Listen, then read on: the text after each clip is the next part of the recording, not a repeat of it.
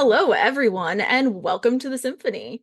Symphony Entertainment Gaming and Arts is a gaming company that focuses on horror systems, indie games, organic content, and player agency to bring a symphonic approach to horror gaming. I'm your host, Amy, and this afternoon we are playing Fear Within, published by Desks and Dorks. It's a unique system created by Kyle Ott, who will be our game master for today. This is a very special stream as May is Mental Health Awareness Month, and my fellow cast members and I are all licensed mental health professionals. Mental Health Awareness Month is something that is very close to my heart. I am a social worker, a therapist, and someone who is also on their own mental health journey. I think it is so important, and I am ever grateful to Bridgett and Symphony and my fellow cast members for coming here to both play this game and raise awareness of mental health in the community, as well as resources for people who may be on their own journeys or have loved ones who need support. So throughout the stream, our bot is going to be sharing links to organizations that provide education, support, resources, talk about advocacy. Um, a lot of them are United States centered just because that's where we are, but one of them, Help Guide, has international resources. So I encourage you to check that out. I encourage everyone to check these out. One of the hardest things about mental health is it often makes you feel alone. And so when we can come together in these spaces in these times and talk about it while playing games, I think it is just an important reminder that your journey might look different from other people's, but you are not the only one going through it. So once again, this is a horror game and it is a horror system. So on that note, our content warnings for today are violence, death, children in scenes of emotional, psychological, and physical distress, grief and mourning, and trypophobia. Now, I will talk about the safety tools that we use as cast members in a second, but just another thing, you as the viewer also has the ability to take a pause, walk away, get a drink of water as needed if any of the things that we bring up in the game are something that is difficult for you. Your mental health matters and is important. And, sometimes the strongest thing is to walk away and know that maybe you need to access this at a different time or watch a stream of like kittens and puppies. Do what you need to do to take care of yourself, please. So one quick announcement, Symphony Entertainment has a Patreon. If you like this content and would like us to help create more, please back the Symphony on Patreon. You can check that out at patreon.com/Symphony Entertainment. As I said before, content warnings have been discussed with cast and crew. The X card is in play. X's can be sent via private message, no judgment passed, no questions asked. X card just means that we cannot do this topic and we're done. We'll also be using the green, yellow, and red traffic light method, which can be called by any cast member at any time. The reason that we have these safety tools is knowing our boundaries and the boundaries of those we work with allow us to push our limits in a safe and healthy way while exploring the worlds that we're creating together. So without further ado, we're going to unveil the cast. Cast members, please introduce yourself, tell us where people can find you, and some of the things that you do. We're going to start off with Perry. Hello, everyone. Your leather daddy back here with you today.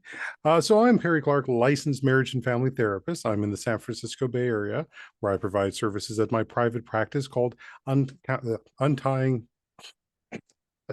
Untangle and Grow Counseling. And this is what I get for having my podcast, also known as Untying Knots, being named similarly, which is Untying Knots, Minds and Souls Untethered, where I talk about a variety of the intersectionalities with mental health, as well as gaming, being LGBT, men, spirituality, as well as even the business in some cases of mental health as well. So I look forward to helping you in the many ways possible and being blurred and powerful. Okay, and next up is Jex. Hi, I'm Jex Thomas. I use they, them pronouns. I am a full-time clinical social worker and a part-time game designer from Milwaukee, Wisconsin. And I am about to launch, or I guess next month, backer kit campaign for my game Bump in the Dark, which is a kind of horror action game about fighting monsters in the vein of like Buffy and Supernatural and those kinds of things. This is my first ever time doing a live stream, so I'm a little bit terrified, and I think it'll be fine, but that's where I'm at. Okay, and throw it over to Brent. Hi, everyone. My name is Brent Adams. I'm a licensed professional clinical counselor in Eastern Ohio. I've been a longtime gaming hobbyist. I currently am part of the full-time cast for Myth Brigade. Every other Tuesday, we do our retelling of The Fall of London, a classic Vampire the Masquerade 5th edition game. And so we've been doing that for a while, and we're going to continue to put out a lot of horror content. So yeah, check us out every other Tuesday at mythbrigade.com. Otherwise, I provide counseling, family and individual counseling in Eastern Ohio. So if you are someone who is watching from Eastern Ohio, please look me up, and you need some counseling services, I may be able to help out. Thank you very much. Okay, Kyle. Hello, everyone. My name is Kyle Ott. I am the owner and lead designer for Desks and Dorks. We're a role-playing game publisher. Yeah, thank you. We are a role-playing game publisher. We focus on storytelling games, games with immersive character creation, world building, and player agency. I'm also the designer of A Fear Within. This is a little bit of a special stream for me because not only is A Fear Within a game that is very near and dear to my heart, it also allows me to play it with the editor of Fear Within. Amy's kind of bearing the lead a little bit there, but she was our lead editor on that project, which is super cool. I am not a licensed therapist. I am, however, an emotional support himbo, and I like to think that I do well in that role. If you are interested in checking out any of the stuff that Desks and Dorks does, you can find us on YouTube over at Desks and Dorks. We are slowly climbing our way to monetization on that platform, which is really cool. I actually get to do the first ever on live stream. This is, and I can't, of course, it's not going to show up, but this is You've Always Lived in the Lighthouse. That's the cover. That's the cover. It's real. I don't know why Zoom hates me, but this is our new upcoming horror role-playing game for 2 players only, which it will be out, getting sent to backers in May, and then it will be going to distribution also this month, hopefully. Fingers crossed. Super excited to do this, and I'm just going to reiterate 2 really quick things. One, a huge thank you to Symphony for having us back, having me back. I love this. This is a mission that I wholeheartedly support. Both Symphony's robust support of independent creators is something that I believe very strongly in, and its support of mental health professionals and mental health awareness is something that I have grown up in and been a part of my huge personal and professional life. So a huge thank you to Symphony for that. I'm going to give you all the flowers for that. Second is to reiterate something that Amy said. We are using safety tools. This is a horror role-playing game, but again, I will reiterate, if you need time to step away, as much as I would love your undivided attention on my games and my products and on these phenomenal players, you are the steward of your own mental health and your own well-being. If you need to take a step away, please do so and come back at a time where you are comfortable. And if you don't come back at all, that's totally okay. And I love you anyway. That's pretty much it. Okay. And I'm Amy Tate, your host. I am a social worker and a therapist in my day job. And like Kyle said, I serve as an editor for Desks and Dorks as well. I'm very happy to be here. I think this is my 4th time streaming with Symphony, and I return because every time Bridgett just makes such a warm and welcoming environment for us to do horrible things as players or have them done to us. So we are going to have a break at some point during the game. But other than that, we'll throw it to Kyle, our game master for the day. Very exciting. All right, so now that we are going to begin with the actual formal gameplay, I would like to do 2 quick things, housekeeping things for the audience. We have done this at the beginning of our stream while we were off camera, but Fear Within relies on a D8-based relationship system. So these characters, some of them we're going to be playing as what we refer to as the child, which is a human being full of all of the wonderful flaws and limitations of being a human being, and the other is the entity, which is the literal monster that lives inside of them. Much like our real relationships, the relationships between these characters are actually going to be summarized by an 8-sided dice. This relationship value is known to the player themselves, how they feel about their partner. It is also known to me. So at certain points in between scenes, that relationship value is going to change. The one important thing for you as the viewer to make note of is that there's something called a merge mechanic, at which point if the value of entity and child is ever the same. Those two beings cease being separate and become one and the same. And they get to basically just break the rules of the game, which is always really exciting, oftentimes with calamitous consequences. So with that, are we okay if I set our scene? Let's go. Fan-freaking-tastic. So welcome to everyone to A Fear Within, Big Hair and Big Scares. We find ourselves on a school bus headed towards Camp Wayward Pines, a work camp for, shall we say, wayward youth. This is where most people decide to send some of their kids who are having a little bit of trouble and a little bit of struggle adapting to regular life for the summer. We find our characters on this bus. And again, if you want to just close your eyes and envision this as an 80s movie montage, you can insert the soundtrack of Breakfast Club here. Wayward Pines is a camp that is basically located in the middle of the Midwest. I will let you decide in your own heads where in the Midwest it is, because it's very nondescript and there's a reason for that. As the kids are flying by on their way to the camp, they pass rundown gas stations, truck stops that looks like they have seen far, far, far better days, and a fair number of missing children posters. Most prominent of them is a poster, or let's say the least faded of those posters, seems to be a single column of posters dedicated to a young boy named Billy Masterson. So the way this works is that we're going to go basically scene by scene, and I'm going to have Amy set our first scene as the bus pulls into the parking lot. A couple relatively strapping-looking 18-year-old counselors, a few very curmudgeonly and rundown-looking adults supervising the proceedings as our characters unload from our school buses. Okay. Do you want to outline what setting the scene means, or do you want me to just jump in? You know what? Let's just jump into it. Okay. Well, I'm checking and making sure I'm not going to forget everything for setting the scene. If you do, it's okay. Okay. Chances are I forgot a bunch of stuff too. So to clarify, we're on the road right now. No, you have just pulled into the camp. Just You are pulled just in. pulling into the Okay. camp, just pulling into the parking lot. If you want some additional context, it is essentially a loose gravel, unpaved parking lot. If you've ever been to a camp from the 80s or a camp that was built in the 1980s, you know exactly the kind of parking lot I'm talking about, where it's loose shale and what looks to be, what you're just like, it might just be raw asbestos in chunks on the ground. You're not entirely positive. There is a rundown looking cabin that says Trading Post, but it's spelled with 2 D's, so it's Trading Post. And it doesn't look like it's been potentially fixed in quite some time. There is another loose path that sort of extends up towards what looks like cabins. And again, Camp Wayward Pines does get its name from its massive, and I mean truly massive, pine trees, which seems to stretch up and maybe a little bit taller than you would think possible.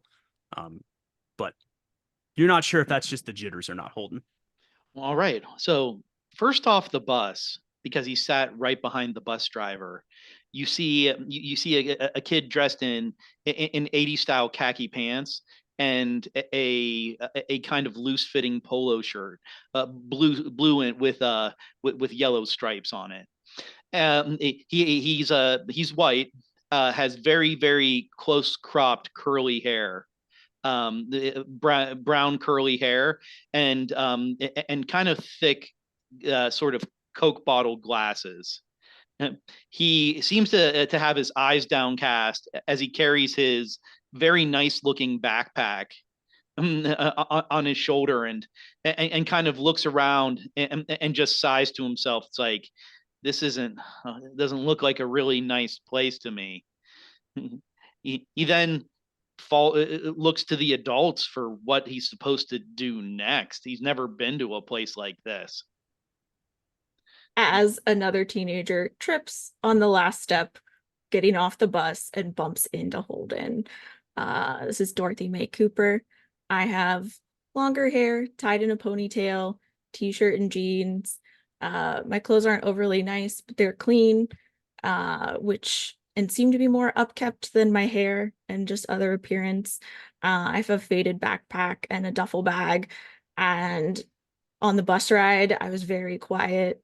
Holden probably didn't even realize I was there. I was sitting in the seat across from him. But as I fall down and bump into him, I'm gonna go, I'm so sorry. Sorry. Oh yeah, it's okay. And his voice cracks almost immediately, and he holds out a hand and reaches it down to you and say, "It's like got to be careful on this loose shale here. It doesn't seem really steady to me." I stand up on my own. Yeah, no, didn't feel so great to fall on either. Do you know what we're supposed to do next? The two of you aren't sure about it, but there's something off about the person you're talking to. As if that they're not quite like everybody else, in a way that you're not entirely positive. There's something behind them, inside them, that you're not entirely positive. It's a feeling that hits you both at the same time. I initially kind of recoil back a little bit, like I'm afraid that of Dorothy May, and I just say, so what did you do to end up getting here anyway? Did you mess up? I broke someone's nose. Oh, you like punch somebody in the nose? That's generally how one breaks somebody else's nose. Do you want me to show you? No, you're gonna punch. No, don't punch me. Oh, I like the spirit in this one. I immediately kind of look around for where that came from. I'm like, I just shake my head. It's like, I didn't do anything like that. I'm not a bad kid. Not saying you're a bad kid. Don't worry, But boy. We'll get you some spine if it kills you. It's like I just I'm just having a rough time of it right now. That's all. But you probably don't care about that anyway. But I'm a real good student. I'm gonna be real successful one day. You'll see. Yes, Colonel we'll be able Bravo, to can show you, off to everybody. Colonel Bravo, you notice the shadows around Dorothy May Cooper begin to twist in ways that are very odd, given the sunlight above you, and even taking into account the shadow of the leaves in the trees. That's not normal, and you're the first one that notices. Okay, boy, we need to get into a more defensive position. Let's get behind these counselors now. Oh, calm down. I'm not gonna hit you. My parents yelled at me enough the last time. Gotta save that for later. I'm gonna just move away. It's like I'll probably be seeing you around and everything. It's gonna be a long summer. It's like, but just try not to get yourself into any more trouble. Holden, you accidentally, while your back is turned so that you can face Dorothy May Cooper, you run not head first, but back of your head first, into an 18-year-old in dark forest green khaki shorts, would look like pretty beat up hiking boots, holding a stick, and wearing a faded Cubs baseball hat. Oh, hey there, friend. Watch where you're going. Sorry about that. Now, what have I told you about having good situational awareness? I know. Are you talking to somebody, kid? No. I was just saying, thinking to myself that I needed to have better situational awareness. Well, because hey, it's very important. That is very important, and perhaps one of those life skills that we're going to be, maybe reinforcing here. And for a second, Holden, he looks up past your shoulder to where Colonel Bravo usually hovers. Huh. That must be nothing. I'm Bradley. Hello, Mr. Bradley. My name is Holden. Mr. Bradley, what are you, a narc? Now, listen, President Reagan's war on narcotics is maybe a bit of a controversial issue, but we try to keep politics out of it. And I'm guessing from that spitfire of an attitude, you must be Dorothy May Cooper. Okay. Did you get a file on us? Yeah, actually, as a matter of fact, I get a report on all the kids that are a part of my cabin. Welcome. And he we're in the same cabin? What kind Yeah. of camp is this? Oh, co-ed cabins. Ew. It's all right. Dorothy hears a voice, a whisper in her ear. I don't like this one. Me either. Did you say something? I said boys are gross. Oh, well, thankfully we have, and I know this sounds maybe a little bit too uppity, we have a state-of-the-art canvas folding screen that actually splits the cabin in two. So you'll have all the privacy in the world. Did my parents sign something for this? Several releases, in fact. Yeah. Oh, my gosh, where are my manners? I'm so sorry. And he kind of stoops down a little bit and he pins something to your shirt. Oh, I'm gonna back away as soon as he gets close to me. Oh, I'm sorry. You're you're part of the Slappy Salmon cabin. We all have pins. Did you? Okay. Do I have to wear that? At all times. I think the camera sees some growing shadows behind Dorothy May. I for one, am proud to be a Slappy Salmon. Well, those You are very good for Bully. providing protein to bears. You got Dorothy, bullied a lot here's in a nerd. school, Battle. didn't you? I don't know if I got really bullied. I was gonna say, I mean, my teachers really liked me, Oh, those putts. but yeah, but I mean, I feel like you maybe didn't get along with your teachers, I'm gonna guess. Are you sure we're in the same cabin? Absolutely, positively. I pinned the Slappy Salmon in a very prominent place on my thing, and I kind of say, do we have an itinerary for the time we're here with like the activities? Color coded Yes, what time and is revelry? collated. Oh, Oh, yes, wonderful. I love a good organized man. Well, thank you, Holden. I love you too. I It is Holden, right? yes, Holden Montgomery, sir. Oh, well, fantastic. Good to Stand up meet you. straighter, boy. Thank you. He looks back, Jex, by the way, you notice that Bradley looks back towards where your shadows were twisting. And he kind of walks over there for a second. He feels a cold breeze. Ooh. Strange for July. He looks You down know- at he looks down at the shadows first. He looks down at the shadows on the ground. Jex, what do you do? What does Amelia do? I think the shadows kind of move into a normal shape, but like I'm not quite quick enough, so you see that happen. What? And I'm gonna twitch my hand like I'm trying to tell the shadows to calm down without saying anything out loud. What a peculiar day. You watch Bradley kind of tip his head up at the sky. Strange. Yeah, you are. Oh, no, Who named not the cabins? me. Oh, well, actually, last year's campers picked the name Slappy Salmons. It's a part of a rite of passage here. Once Do you graduate, have their names. yeah, for the next group, for the next crop. So once you and your rest of your cabin mates successfully make your way out of this program, you'll get to name the cabin next year for the next group of kids. It's a rite of passage, a way for you to take ownership. It's like trickle down economics, really. My dad's a big Reagan fan. Yeah, and God bless him for it. But it's sort of a way for all of us to sort of take ownership and accept responsibility. It's important. I have a vote for the Bushy Beavers. Well, the vote will happen pending your successful completion of the program. And he doesn't take a full step closer to you. He's aware that your personal space is kind of a sensitive topic, it seems like, but he does make a point to move forward enough to maybe challenge you in a sense.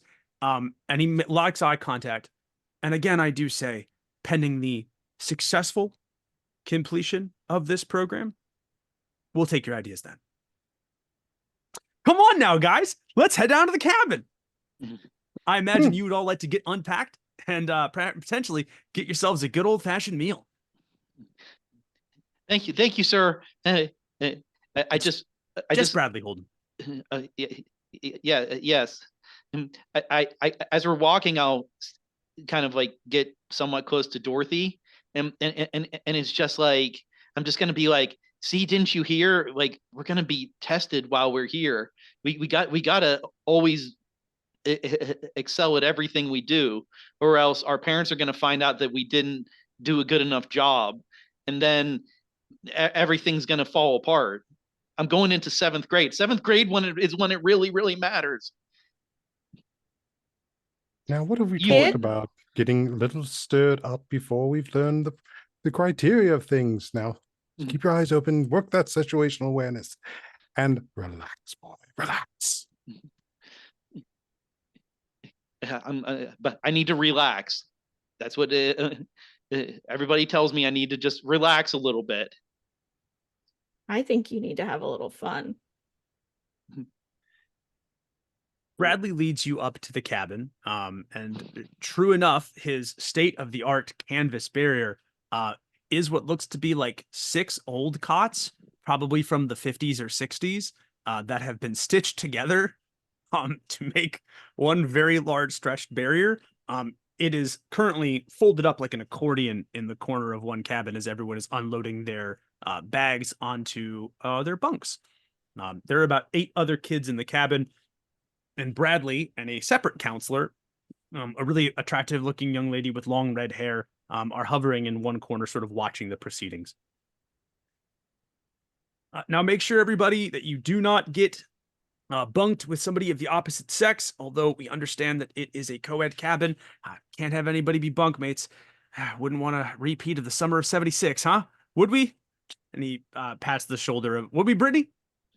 Brittany is busily filing her cuticles. Yeah, it would be awful. Why are you raising your hand? What happened in the summer of 76? Oh. Just so I know what not to do.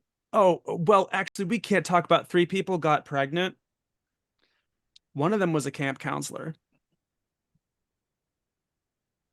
Can Brittany be in charge of me? Brittany is in charge of you. Stop referring to me in the third person. It's offensive. I think I am going to have a fun time. And I'm going to go pick a bunk. Thank you, Brittany, for that. That was lovely. I really appreciate it. I did. Good Lord. I just whisper to Colonel Bravo, hey, Colonel, which bunk establishes the most dominance in this room? Well, for that, strategically looks around the room. You want something in the upper bunk, good sight lines, greater chances for better escape, Victor, if you manage to see the things coming in. Basically, the farthest one from the door. We want to be able to see the door the most. Yeah, and which bunk will make people like me more? Oh, oh, well, well, definitely not the one next to the bathroom. Okay. I'll go and pick the bunk farthest from the door. That seems like it's a good strategic position. While Holden is picking that out, Dorothy May, Amelia, you notice that one of the bunks does seem to be probably the furthest into the shadows. The way that I call it a cabin, but really it's a pavilion with mosquito nets sort of thrown over the loose parts, and then 2 open door areas. Overly secure, this place is not, but there is particularly one section, not in the far corner, but like probably the next one going in, where the natural awning is essentially making more shadow than normal. There, Dorothy. We'll be safe there. And I'm going to grab the bottom bunk because I'm assuming more shadows under it. Nobody seems to have noticed that you two are talking, or that you're talking to yourself. What do you make of this other kid? He's got someone along too. Okay. I was wondering, but I couldn't tell. Thanks for the heads up. I didn't Yes, this know. mattress could be better made, not to military standard. Now, we also need to make sure we have good troops, and I think that Dorothy May has got some special talents with her too. We will make good use of that if we have to get into any type of maneuvers. But in the meantime, get comfy. But Rest is important for a good battle. as I kind of like arrange my things, very organized, on the bed, I just say to Colonel Bravo, "But she's a troublemaker. She broke someone's nose." Sometimes that's a good quality in a good soldier, you know. And basically slug him in the arm and good punch. Ah! As you say the word troublemaker, you feel a heavy hand on your shoulder, Holden. It's Bradley. Mr. Bradley. It's just Bradley, and we shouldn't be labeling any of our fellow bunkmates like that. Listen, I know it sounds hard to believe, but I was a bit of a hellion myself. Yeah, attaching firecrackers to the tail of cattle, setting fire to ants with multiple magnifying glasses. And now look at me. Tell you what, you should spend some good old-fashioned quality time getting to know your fellow bunkmates, Holden. That is the right call. So, as part of your first official duties as a Slappy Salmon cabin member, he slaps a broom into your hands. You and Dorothy May are going to help tidy this place up before you join us for lunch. Yes, I will do that and make sure it's so clean. Fantastic. The other kids start filing out. Okay, Dorothy May? What? You and Holden are going to be taking care of the cabin just for a little bit. Just get it nice and tidied up. Brittany will be here to watch just in case y'all need anything. He pulls you aside for like half a second. Just do me a huge favor. Take it easy on the kid. Oh, don't give me that look. You and I both know that we have known Holden for all of, 3 minutes? And he's got the fortitude of wet cardboard. Ooh, they're talking quite good sense, my good boy. It would kind of be like kicking a puppy, wouldn't it? Yeah, a puppy with no legs. Just maybe don't. Just look. I know you're a hard case. And I read your file. Probably one of the few camp counselors that actually bothers to read the files.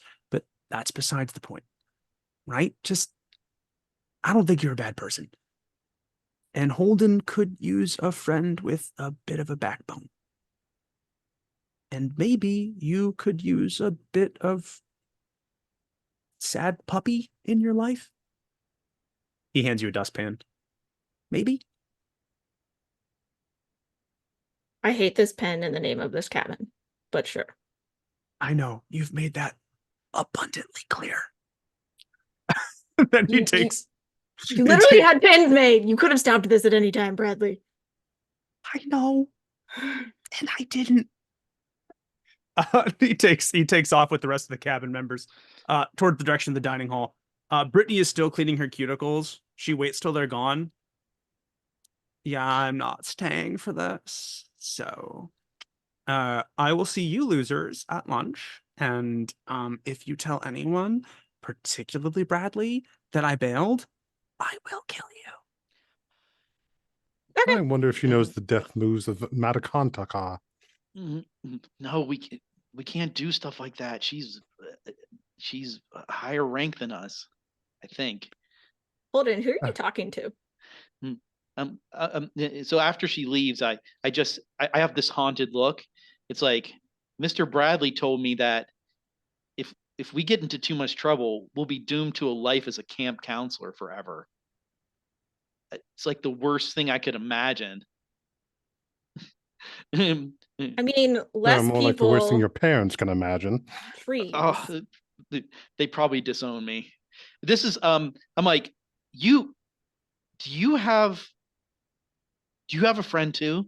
This is a weird thing to say, Dorothy, but do you have a friend that say other people can't see? Don't tell him you can't tell him. Don't tell him it's not okay to tell him. I don't have any friends. Let's get to work. Yeah, me neither. I don't have any friends either. I guess we should just get this over with. You're right. Hmm. Covert operation. Definitely worth working with that one. And I give you like a slow wink. I'm like, Please don't do that again. yeah, sorry. Okay. Listen, So, if you sweep everything up, I got the short one. I'll get it in the dustpan. Just, I'm assuming you've broomed a house before, swept a house before. yeah, we have people who do that for us actually. So, but I'm sure. I mean, it's just sweeping up a floor. It can't be that hard, right? Give me the big broom. You would be surprised. You're not ready for it yet. Yeah, I'll take the small broom. That seems right. While you are all Yes. distracted with the sweeping of things, we're actually going to make our first skill roll, which is going to be pretty exciting for me. And I'm actually, yes. So, and there's only really one individual who's going to be making their skill roll right now. It's going to be Amelia is going to make the skill roll because you're the only one not distracted with either friendship or brooming a house. As which I love. I wrote that down as brooming a house, which is fantastic. So do me a favor, and you're going to roll the other d8, not the one that is set to your relationship level. And then the way that it works is that if it is below your relationship level, if you are the if it's higher than your relationship level, if you're the entity, it's a success. If it's below your relationship level as a child, it's a success. And the reason we do that is because as you grow more emotionally attached to the person, it becomes harder to actually win, which is interesting. So, Amelia, give me a roll, please. Yeah. Do you want to know the number or just whether it was a success or not? Give me the number anyway. Yeah, it was a 7, and that's a success. That is a success. Very good. You notice while everyone else is talking, something is out there, like in the wilderness. And you do get the feeling, Amelia, that you're being watched. And again, I think if it had been any other person, entity, whatever, they wouldn't have noticed. But there's something in your shadows that is not familiar to you. Far off, probably about like 80 feet into the woods. Yeah, and I kind of peer through the mosquito netting, trying to figure out what it is. And what it is, it's only there for a very brief, fleeting moment. But it looks like a person wearing a groundskeeper's outfit, like one of those full body groundskeeping jumpsuits, and carrying a very beaten, almost not rusted looking, but very beaten, weathered looking lumberjack's axe. You cannot make out this individual's face. You're sensing the energy signature. It does not feel quite human. It is there for a fraction of a second. It's in your shadows. And then for a second, Amelia, it's in your head. Yeah. And I think this is the first time like the viewer at home actually sees Amelia before she was just a voice. And so we see, this fairly small child kind of dressed in like I don't know how like a poor Victorian child, I guess maybe. Very, very, very pale, dark hair. And we can just kind of see in her face that she has decided that for now she's going to keep this information to herself and not share it with Dorothy. Okay. That being in your head, by the way, again, it's almost like for a moment, Amelia is standing face to face in front of it, like all of the distance has been closed. And you can feel this, whatever this is, in your being. And even though you don't see its face, you can see the jumpsuit, you can see the axe, you can see the weathered, leathery looking hands. But where this thing's head should be is scribbles, almost like a child has taken a fountain tip pen and just run it all over the page. And you just hear a voice that goes, "You ain't safe here. None of you's safe here." Amelia shivers, which is hard to do when you don't have a corporeal form. The thing then you see the thing toss its axe out of the shadows. You blink and it's gone. Holden and Colonel Bravo, you, by the way, are well aware that for the flicker of a second, a Victorian child was just standing in the center of this pavilion. I just keep sweeping. And I look over and I just say, Dorothy, did you see? I see a lot of dirt. Come on, I'm hungry. Yeah, you're right. It's probably just, new place, maybe getting me freaked out a little bit. And I kind of look at Colonel Bravo, which I imagine to me, Colonel Bravo always looks exactly like completely corporeal at all times, like almost just like a person there. But is that accurate, Colonel Bravo? Like, how do you typically look for me? So Colonel Bravo is standing there in combat boots with a camouflaged pants, white shirt pressed to the T's with a combat vest on top of it, as well as a beret at a jaunty angle, covering his stone skin and the mutton chopped beard that he has, and a scar over the left eye, which is impressive for his stone skin. Think of Graveheart from Shadow Raiders. Nice. With a blend of G.I. Joe. So I kind of look over at Colonel Bravo to see if he's even concerned in the slightest. Must note. Now, back to your work. Oh, yes. Spick span, we want to get this done quickly. Put more of the legs and much more less of the back. Come on. So I get really focused on making sure I'm picking up the dirt that you're like brushing into the pan. The rest of the time, sweeping goes very quickly, although all of you are very, very unnerved for the remainder of that time. Holden, Colonel, you can't shake the feeling that there was something there, and you feel like you can see something anytime a shadow flickers. Dorothy May, you can 1,000% feel the discomfort in your entity. And Amelia, you can't shake the feeling that that thing, whatever it was, knows far more about you than you are comfortable. Are we okay if we end the scene here and move to our next scene? Fantastic. At this point, please change your value of your dice by 1 or 2 points accordingly. You may raise or lower it by 1 or 2. Message that to me so that I am aware that you are all changing relationship status. Much like our good pal Mark Zuckerberg, I'm all about a change in relationship status. Hashtag it's complicated. I learned, I think my least favorite term in the world is situationship. I'm like, what even is this? I don't even like this. All right.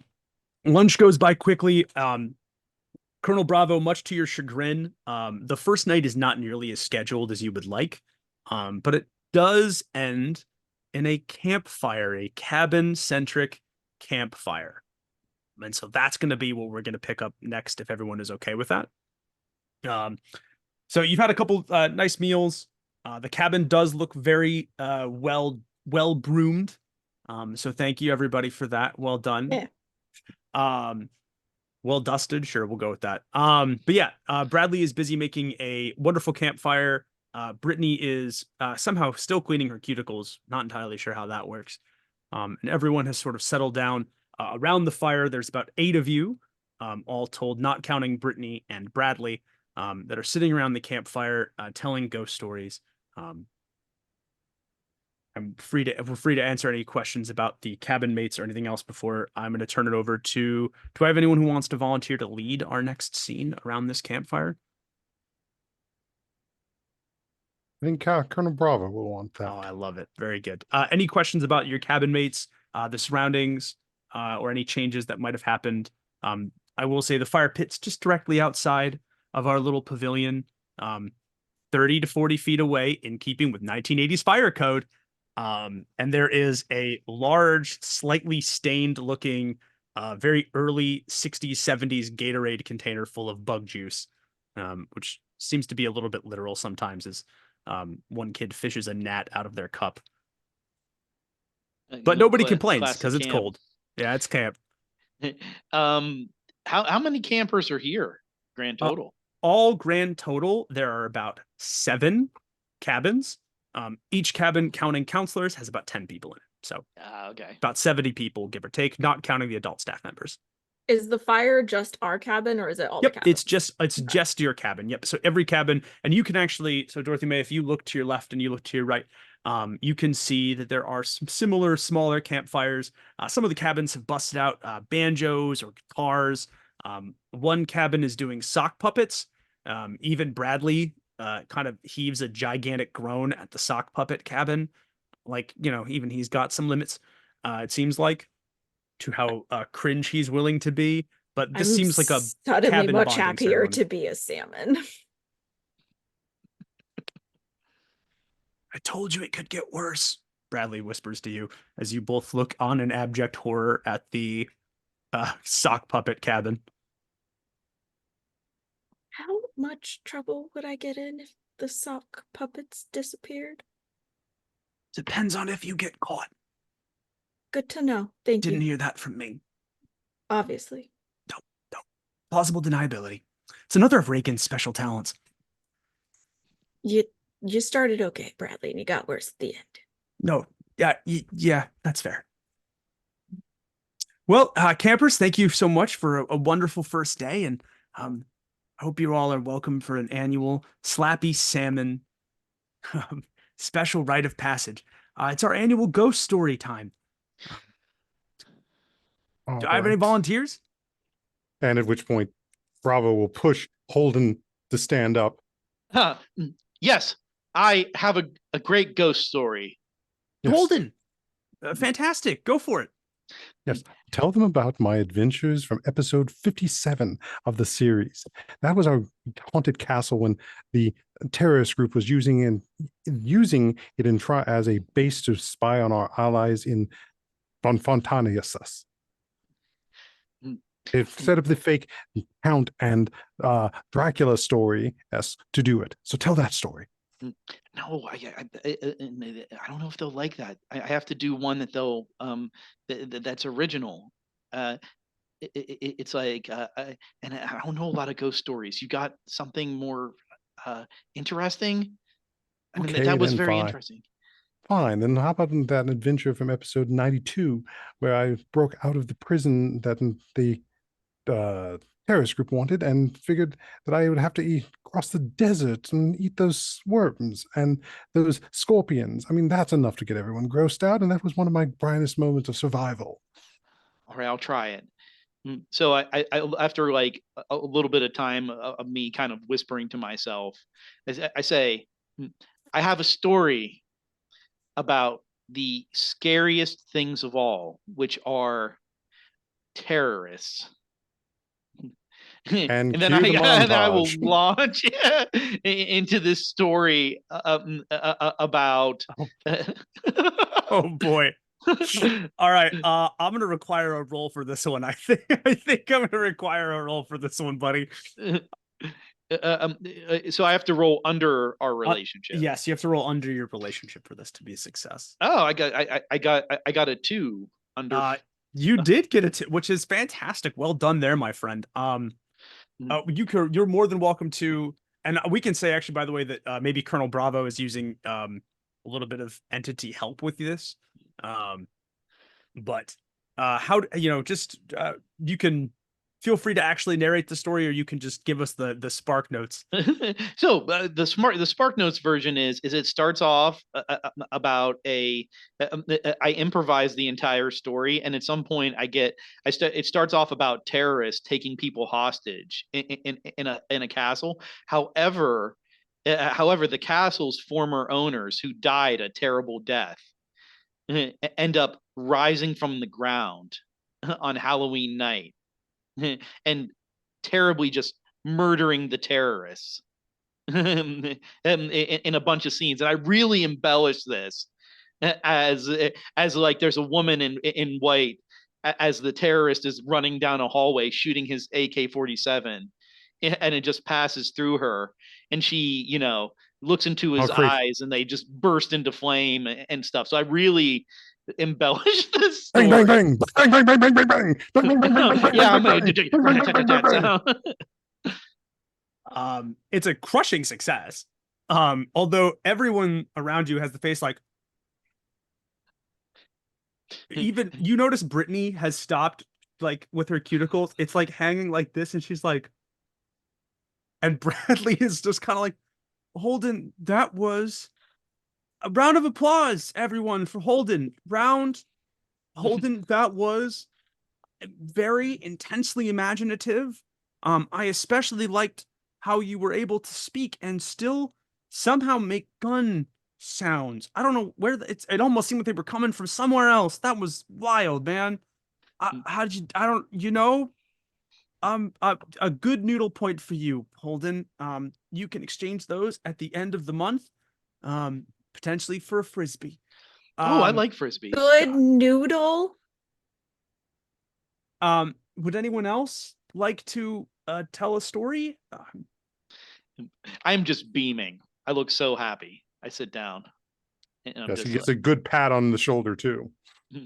I'm like, come on, Dorothy May. I know you have a good. I know you have a good one. You look like you're really haunted by things.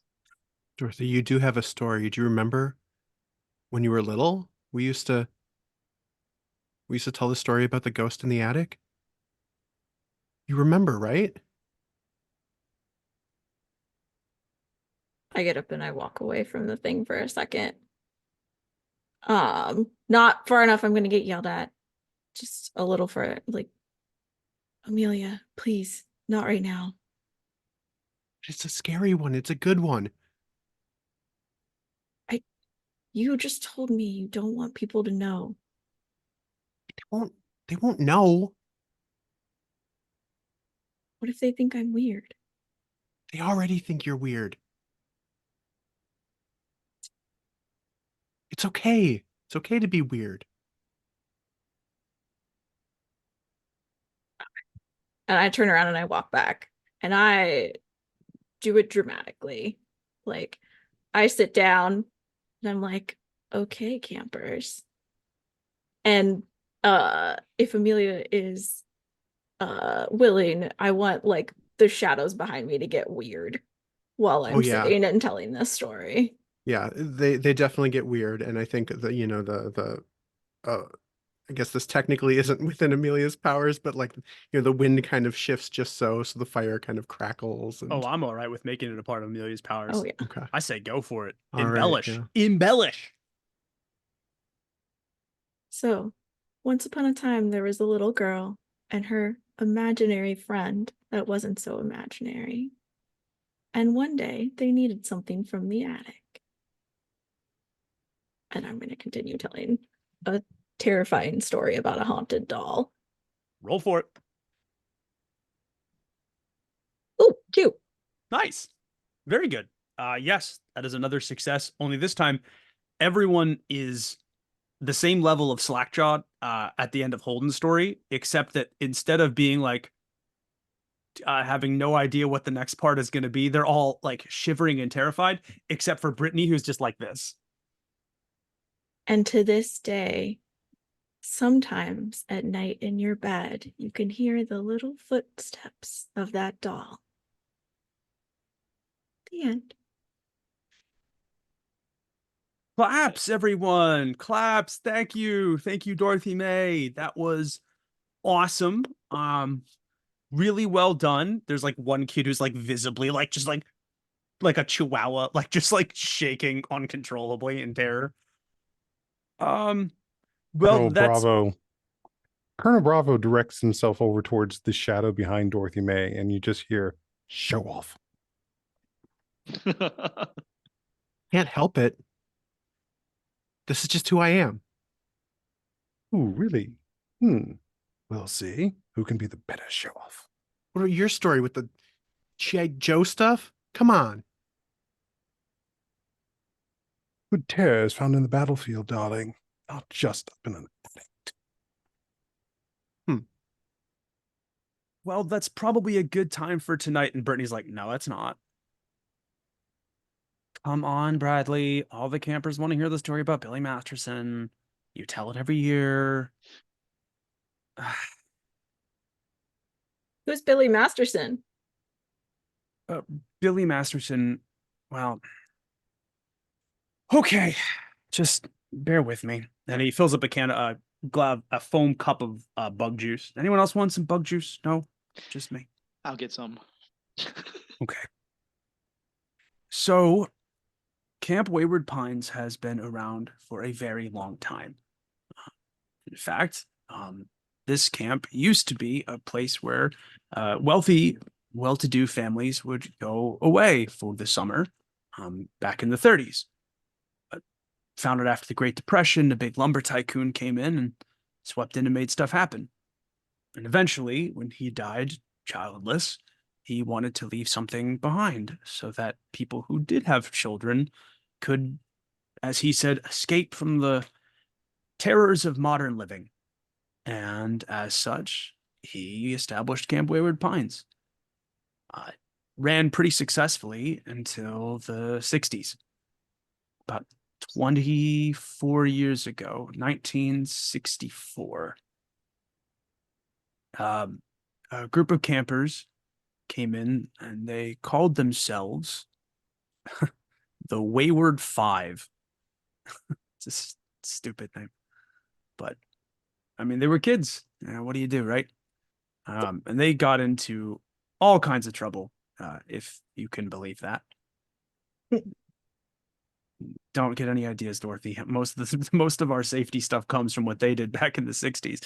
They somehow broke into one of the abandoned quarries and they used to jump into that. There's a quarry?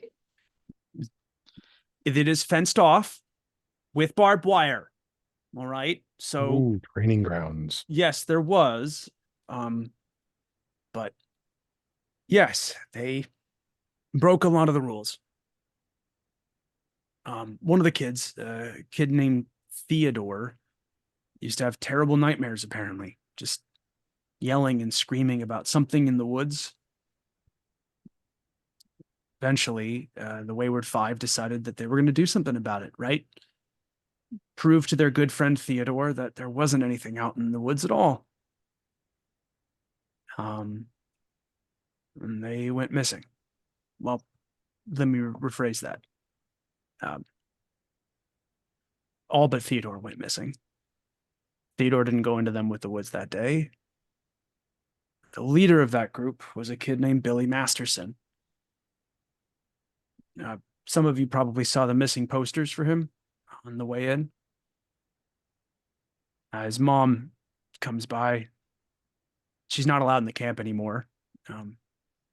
Plasters every telephone pole and barn side with missing kids posters. She does it every summer.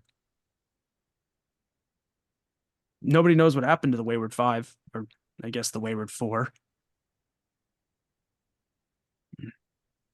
Sometimes at night you can still hear, well, you can still hear Billy Masterson, they said. Said his dad was a lumberjack. Real hard, tough guy to go back home to. Some people said that Billy just decided he wasn't going to come home, and when the other kids wanted to go back, he took care of them in the worst way possible, or that they all got lost and Billy ate the other kids. What were their names? I don't remember. I never could get a straight answer about the names of the other kids. So they're just forgotten. Yeah. Guess so.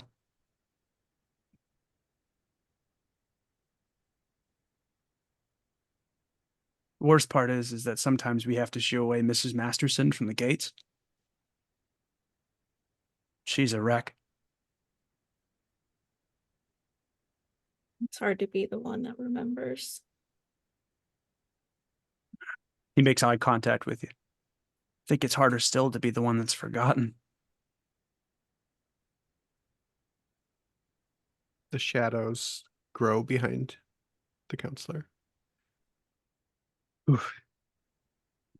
I have to go. And I'm gonna get up and run in the cabin. Go, go, go, go, go. I'll go. I'll go. protect I'll go. Patrick. I'll go. I'm like, I'll go talk to her. Amelia. Amelia, make it stop. Do you want me to? I can I can make him go away. Not, He hurt not- you. I can make him go away. No, it's not his fault. Just make it quiet for a little bit. Please. And I think Dorothy? as Holden is walking towards Dorothy, it's like it's almost like Dorothy like fades away. Or is just enveloped by shadow, and you don't even see her at all. I start looking around. Dorothy, where are you? Dorothy, I have to tell you something. She came in here. What, Amelia? I really don't. I saw the lumberjack. Wait, when? Where? When you were brooming the room. I didn't want to scare you. I thought it was just, maybe it was my imagination. Out of the two of us, you were not the one with imagination, even if you are imaginary. You've never lied to me. Sorry. That's okay. Holden, over there. That's where the shadows are thickest. I'm like, yeah. It's like she pushes away the light or something. So I'm gonna take a deep breath, and I'm gonna try to. I always come prepared, so I pull out my flashlight, and I'm gonna try to like hold it with two hands and flash it into the shadows. And the air you breathe in when you inhale is so cold. Yeah, just literally just missed as I'm like, Colonel, something is really weird here. I'm gonna just reach out and try to touch where it's So- like the light's not even piercing it, probably. And so if you're touching that, again, the way that this works is that if you want Colonel Bravo to use his powers and you're giving him permission to do so, this would be a time that you could. So I'm gonna be like, it's like, Colonel, can you break in there like episode 12 when you kick down the door of that fortress? Likely, although it would be easier if we had a few more people to see what we're doing. But I can try. All right. So At which point I will materialize a crowbar. crowbar through the darkness. Let's go. So we'll add that to the list of t-shirt ideas for Symphony. What do? We crowbar through the darkness, people. Amelia, if this place isn't safe, what do we do? We're stuck here. We could leave. We've left before. We've run away before. Didn't go It's- very well. And I think even as she's saying this, she knows that like you can't run away from here. You're in the middle of nowhere. There's nowhere to go. She knows that, but she's just trying so hard to give you a little bit of hope here. And she can't because she also doesn't have any right now. On that note, you watch as somehow, some way, the veil of shadows is pierced as if it were solid by the edge of a crowbar. And I rolled a 1 on that. I'll guess that's all right. I'm gonna give it to you especially with permission from Holden. So I'm gonna give it to you. It's not enough to pry it open, but it is enough to pry it open a little bit so that Get your hand in there, boy, and try and pull them out. Holden? What? Yeah, Amelia! so you just see an eye peeks through because he's not quite willing to. It's like it's like, Dorothy. Stop it! You're hurting her! I can Wait, she's your friend? I thought you said you didn't have a friend. Amelia, let me out. His voice seems to echo like it's from some distance away. Dorothy, maybe Holden and his friend can help us. And Amelia disappears, and so do the shadows. Holden, what are you doing? So I almost like Ow. fall forward because it was like the darkness had a certain amount of substance to it. Like it was thick.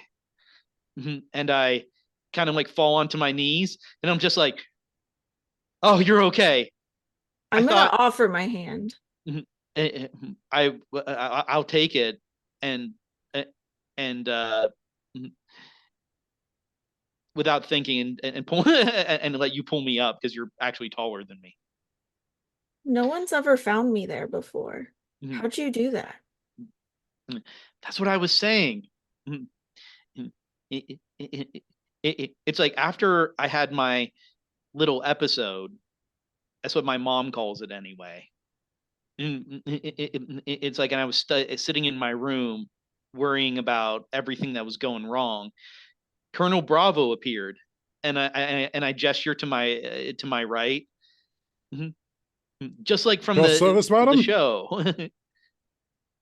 Oh, your friend's really different than mine. He's Colonel Bravo is, well, other than being a colonel, he's an actual real life hero. He's been showing me how to make friends, and what was it? How to make friends and influence people? And how to protect this great country of ours. Yes, and how to protect the country. Amelia, you can come out.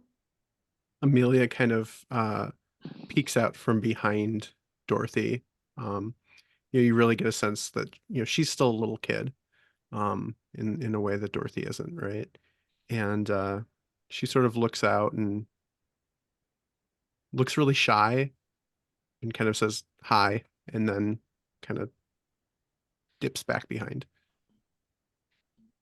I'm just like, wait, it's like your friend isn't anything like Colonel Bravo. Holden, you can't tell the grown-ups this. It's like I tried to tell my dad about it, and that's how I got sent to this camp. And I laughed real awkwardly. It's like my dad said that I obviously need to get away from all the stress so that I can go into 7th grade not being crazy. Now, there's a don't- fellow who He needs called a me little crazy. starch in his underwear. Well, you said Colonel? Colonel At Bravo. your service, ma'am. Well, sir, it's not safe here. I'm beginning to gather that. But don't Amelia, worry, I'm here to do what I can to protect you and all of the other good campers. I'm not a very good camper. Make a good man out of this and soldier out of this one. And I will give a kick to Holden. Yeah, he's here to help me be a real success, not a screw up, really. Amelia steps back out, fully this time, and says, I saw a man without a face, and he was in my head. I think it's the lumberjack or whatever. I don't know. I don't know what to do. I'm supposed to. Looks at Dorothy. I'm always supposed to help, and I don't know how to help. It's okay. And I grab Amelia's hand. We'll figure it out. You helped me just now before somebody attacked it with a crowbar? Please don't do that again. It's okay. It didn't Understanding hurt. the situation. Understanding the situation now, I will not. Now that I know I'm dealing with a comrade of arms. Colonel Bravo can do anything. Just like in the show. If you've ever seen the show, and I go to my bunk real quick and I pull out a t-shirt that's like hidden under all the other ones, and I hold it up almost proudly. Oh. Okay. Yeah, like We I took that said, from he episode always wins. 23. Okay. Amelia's just my friend. You guys hear the crunch of the shale and twigs underfoot, and the screen door to the pavilion opens. Hey, everybody okay in here? I'm okay. Holden helped. Well, double good noodle points to you then, Holden. And you too, Dorothy, for the campfire story. I'm really sorry if that, upsets you all. I really appreciate the two of you handling that, at least in an okay way. And he kind of stoops down. You okay? Hey, Bradley. Yeah. Have you seen anything in the woods recently? No. That's why every time Brittany asks me to tell that story, I hate telling it. Saw it before the story, Bradley. Oh, no. I mean, there's Mr. Shank. He's our groundskeeper. Sometimes he's big fella, wanders around, large Does he have a jumpsuits. face though? What was that? Dorothy, did you say something? What's his face look like? Oh, big beard, large, long hair. The kids used to jokingly call him Sasquatch. So he's got one then. Okay. Well, we all got faces, Dorothy. That's how faces work. Is it? That's how people work. Yeah, if you don't have a face. Tell you what, why don't you and Holden, and he hands you the keys to the dining hall, why don't you and Holden go ahead and get yourselves a cookie or a brownie or something from the dining hall? It'll be our secret. Okay. And then, Thanks, Mr. Barney. hey, you're welcome. It's just Bradley. Right. And just tell you what, just don't tell anybody when you come back. It'll be lights out by the time you guys are back. Holden, you have a flashlight? Always. And I hold it up. All right, good stuff. I don't mind the dark. But I do mind if you trip and fall and get hurt. So, flashlight, and make sure you have your accountability buddy. Yeah, Do you I get always a like the reward for the buddy more system. corny things you say, Bradley? I mean, thank you for the keys. Bye. And they grab Holden's hand and start dragging him off. You better let me lead the way. I'll protect you. Okay, Holden. It- It's So, that way. I- Just it- you're going the wrong way. oh Holden yeah, Holden's off towards the woods. I was taking the safer route. That it seems like it was going the wrong way, but it was really the same.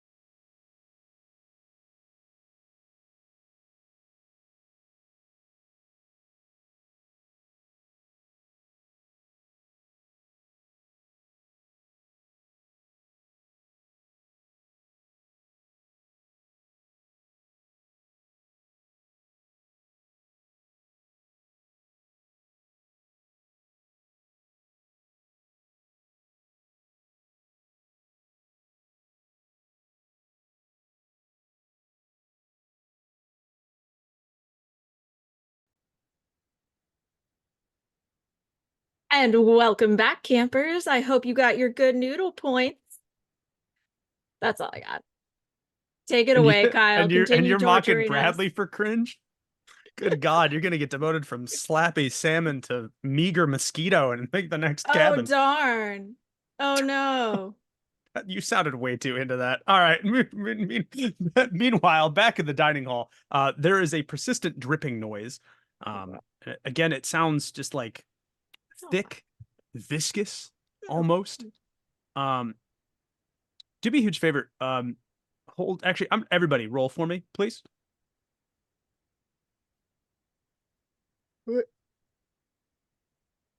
A thumbs up if you've passed. A match is a pass, right? Yeah, match is a pass. Tweet. Oh, I no. got a 7. I love that Holden is the only one that passes. That's spectacular. Holden has the flashlight. Holden, as you're whipping the flashlight around, you come to the sudden realization, and this is very important for you, especially Holden, as your family is so put together, so regimented. You notice that you see the big giant schedule on the wall with all the times, but you notice something that you haven't really noticed before, as you haven't really spent a lot of time in any of the structures. There's no clocks anywhere in the camp. Huh. There were no clocks in your cabin. There are no clocks in the dining hall. Not by the schedule, not above the door, not at the building's apex. Nowhere. It's a little thing, and maybe somebody who wasn't as regimented as you wouldn't notice it, but you do. Hey, guys, did you ever notice that there's not any clocks around here? It's like, they have a schedule and everything, but they don't have any clocks at all. And I don't know. Maybe it's just me being weird, I guess. I mean, what do you think, Dorothy? Don't you think a camp would have clocks? I think if you think it's weird, it means something's weird, Holden. Believe in yourself a little bit, buddy. But also, ice cream sandwiches. Okay, yeah, you're right. It's probably nothing we got to worry about. I'll lead the way to the ice cream sandwiches. Drip. Here we go. Drip. Drip. Drip. Is it coming from the kitchen you area? You guys keep moving your way around. You not sneak, but you manage to get your way through the back of the kitchen. There's a narrow hallway where there's a pantry, a door that leads to the kitchen area, and a what is clearly a walk-in freezer. Holden, slow down. Just go careful. We could. It's like not a big deal. It's just a walk-in freezer, right? Yeah, and something clearly is defrosting, because you realize that you almost slip, Holden. Going in, there's a puddle. What did I tell you about situational awareness? Tell you what, I'm going to do a recce. So are you doing some reconnaissance then? Yes. Colonel Bravo, are you Yes. using your powers to do so?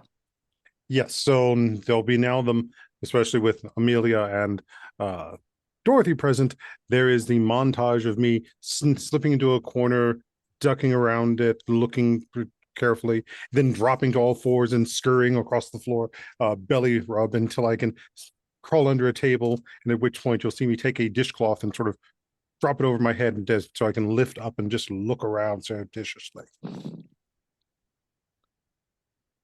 Chef's kiss. I absolutely love it. There appears to be nothing out of the ordinary in the dining hall itself, although that the puddle that Holden stepped into, you do manage to slither across that for a short length of time. The front of your military smock is wet, although it's dark, so it's not like anyone really notices. And I will try and follow where the water is coming from. Do you find yourself back with your companions in front of the walk-in freezer? Is it water? It's too dark to tell. Hey, Holden, Yeah.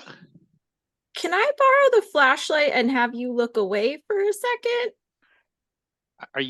You're not gonna get naked, are you, or something? Ew! No, fine. I don't give a shit if you look. Give me the flashlight. Okay, here's the flashlight. Fine. I'm sorry.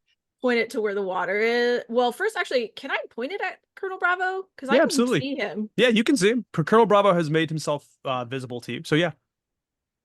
What's on his shirt? Oh, blood. Oh, like a fuck ton of blood. Hold and look away.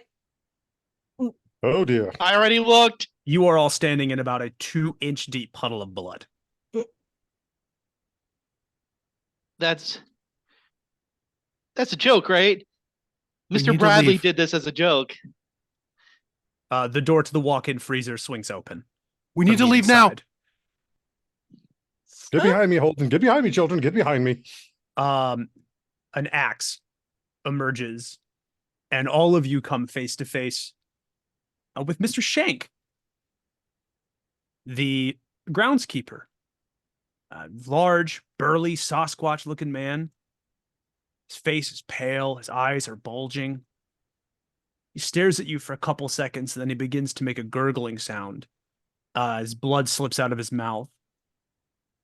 He drops to his knees and falls in front of you, standing over him, an axe buried in between his shoulder blades, is the figure that you saw earlier, Amelia. Holden, run. I'm gonna try to grab your hand, but we gotta get out of here.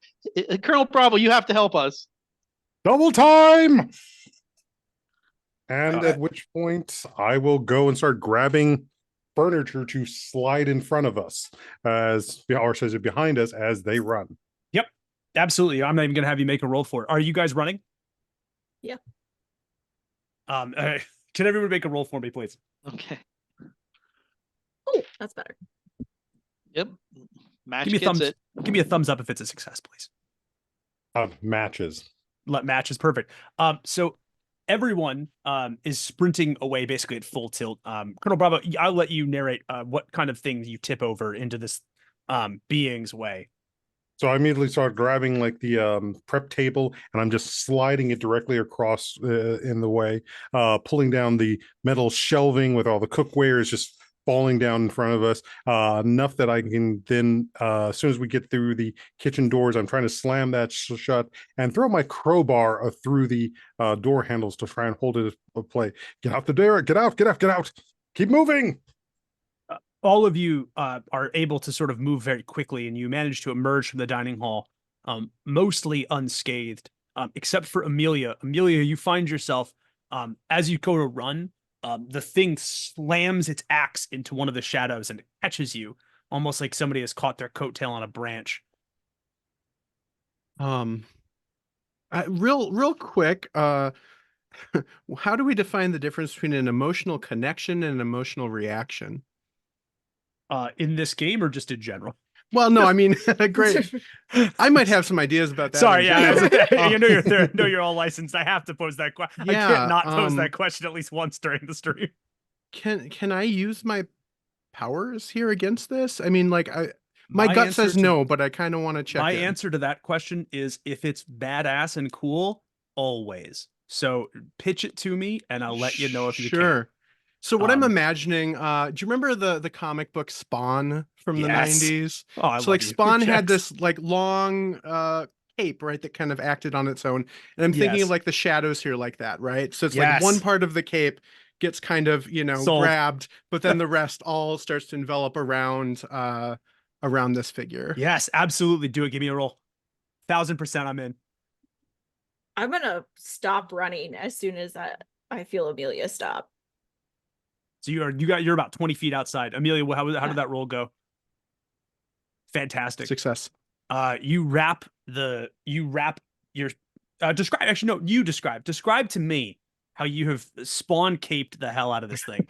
Yeah, I mean, I think we see the shadows like sort of like wrapping around it and wrapping tighter and tighter, like it's almost like it's spinning it and wrapping tight around it. And I am trying to eat it. I don't know if I can eat it, but I'm trying to eat it. You feel your, I guess, shadow teeth, as it were, begin to bite into something of substance, and then it's gone. Mm-hmm. And you notice, by the way, so the axe is still out, The axe is still on the ground where it was. So it's where the axe was. Mhm. Now it's holding the axe again. A valiant effort. I run so Very good. fast. Usually at camp, there's like a bell that they ring in the morning to like make you come out of your cabin for shit. Can I run to that and start ringing it? Absolutely. I might just Clang, keep on being clang, like, clang, Dorothy, come clang, on, come on, clang. we got to get out of here. Come on. Go to the cabin. We have to warn people. Another Clang, camp counselor, clang. one that you don't recognize, another adult emerges. Hey, what are you kids doing? The door of the dining hall flies open. The figure emerges, and literally it takes one look at the camp counselor, takes the axe, hurls it, and literally just carves the person's head in two. I'm gonna scream bloody murder. Yeah. Like, Holden, run! All right, let's. Colonel Bravo, you have to help us. You can handle anything. Sometimes running is the better part of valor, child. Move. Protect your soldiers. You all managed to sprint headfirst, basically straight to the only place that you know to be of any real semblance of safety, and that is camp, the Slappy Salmon cabin, where you two of you managed to run, nearly getting clotheslined by Bradley. Hey, what's going on? Where's the fire? We got a murderer, It an killed axe murderer. Mr. Shank with an axe and a counselor. What are you Bradley. talking about? That would be a good time to let us know if you have a friend too. A friend? I mean, I have lots of friends, but what is going on? Just deep breaths. What is happening? Keep on spinning and looking around. It's like he has a scribble face and a big axe, and he's a murderer. It got the counselor. I think they're dead.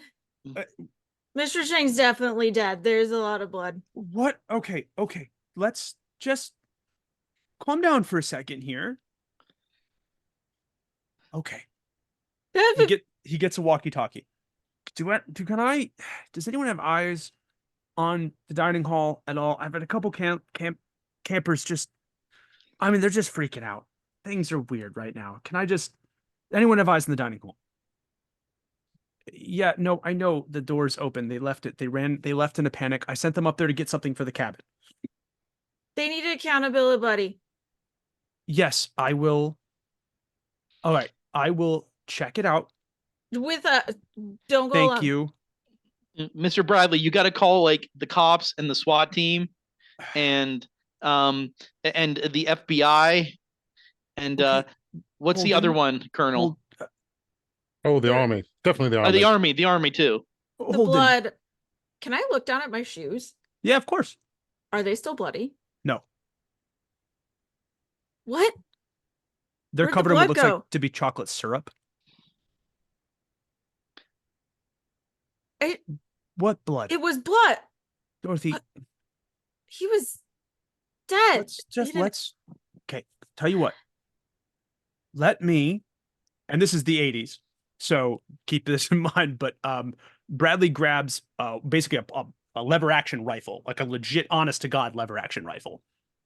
Like some real John Wayne cowboy stuff. This is a Winchester 44 Magnum repeating lever action rifle. It can blow a hole in a bear. I am going to go with you. We are going to go inspect the dining hall. Okay? Okay? Where did the blood go? Nice artillery, although I much prefer mine, and I'll pull out this large unreal gun that's a AK-47 with a barrel-mounted grenade launcher and flamethrower and such. Like Yes, 6 now I'm ready. bazookas duct taped Yeah, together. I seem Yeah. to actually like. I'm like, yeah, you're right. It's time for action because we're big tough men here. Okay. Excuse you. I mean, let's go check it out. Can I swipe a finger through what's on my shoes and lick it? Absolutely. Chocolate syrup. What the fuck is going on? just like blood. You also notice it no longer looks like Colonel Bravo's shirt is covered in blood either.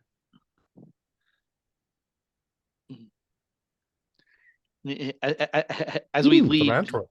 I'm just like, you saw the same thing I did, didn't you? It was blood. Blood, and he got that counselor. The one with the ponytail, who was really chipper. Let's just. Are you coming with me? Yeah, Children? Yeah, we'll go. We'll go. All right. So you all make your way up to the dining hall. Where the axe had split the counselor in two, counselor's gone. Doors swinging open. You watch Bradley flick the lights on in the dining hall. They sputter to life. A couple mosquitoes and moths sort of circle around the, flickering bulbs. Well, no wonder that scared the heck out of you kids. He walks into the direction of the, he walks towards the direction of the freezer. He leaves the rifle in the corner. I'm gonna pick it up. No, okay. First of all, don't handle a gun if it's not yours and you haven't been trained properly in firearm safety. And second of all, he I pulls know out how to handle a gun. a strange, what looks like it's a mannequin. It's a target dummy. When we used to have rifling and archery classes here. We've been keeping it back here for a while. Probably just popped out and scared you. Why was it in the freezer? No, it's near the freezer. Dorothy, why does your voice sound so different? And I swear, these shadows, what is happening with the lighting in here? Smoke Amelia from the campfire and bad wiring. Unless Dorothy stops her, Amelia wants to step out like in front of Dorothy and see if Bradley can see her. Okay, go for it. Bradley just look you at first, Amelia, you think like, seriously, I cannot believe that this is what startled you guys. Actually, that's not true. I can believe this is what startled you. I keep telling Mr. Clark to put this away. You'd think our groundskeeper would be a little bit more, I don't know, reasonable about things. Mr. Clark? Yeah, our groundskeeper, Mr. Clark. You called him Mr. Shank. I think I know him, Mr. Shank. I know Mr. Clark. Tall, thin, lean. Kids just call him the Yeti. White hair, white beard. Sasquatch. Sort of, but I think in the Himalayas. Yeah, but when you described him earlier, that wasn't what you described him like. With what the are you guys hair. talking about? No, Mr. Good Clark. situational awareness. Yeah. Anyway, I keep telling Mr. Clark too. We gotta fix this hot fudge pump from the Sunday bar. This must be what you all slipped through. He kind of holds it up. There's a huge, massive crack in the plastic. Yeah, that's Sorry. probably. No, it's First not your night fault. jitters. Yeah, I mean, I can imagine that. This place is pretty creepy in the nighttime anyway. Then All besides, those spooky stories, well, they were- and I'll have to give Brittany a piece of my mind. Don't worry about the hot fudge. I'll have Mr. Clark come in and clean it up tomorrow morning. Amelia, he kneels down like right next to you, but it's clear that Bradley can't see you. Mm-hmm. And he looks at Dorothy May. Listen, Dorothy, I'm really proud of you for taking the responsibility to ring that bell anyway. If something awful had happened, you did exactly what you were supposed to do. And I would much rather you make a decision like that than a decision that puts the rest of the camp at risk. So thank you. You're welcome. All right. Let's get everybody. And he's like, oh, almost forgot. My bad. He walks past the freezer. As he does in classic 80s fashion, as he moves past, you all can see the scribble-faced man like outside looking through the windows of the dining hall at you just for a fraction of a second, and then he's gone. Bradley comes back with 3 ice cream sandwiches. And in all the excitement, you almost forgot your snacks. Dorothy, Holden, and one for yours truly. Thanks, Mr. Bradley. I appreciate it. Jess Bradley, Holden, but you're very welcome. Come on, let's head back to camp and I'll have Mr. Clark take care of this in the morning. Mr. Clark. Yes, our groundskeeper, Mr. Clark. And how long has Mr. Clark worked here? Gosh, as long as I can remember. How long have you worked here? This is my fourth year.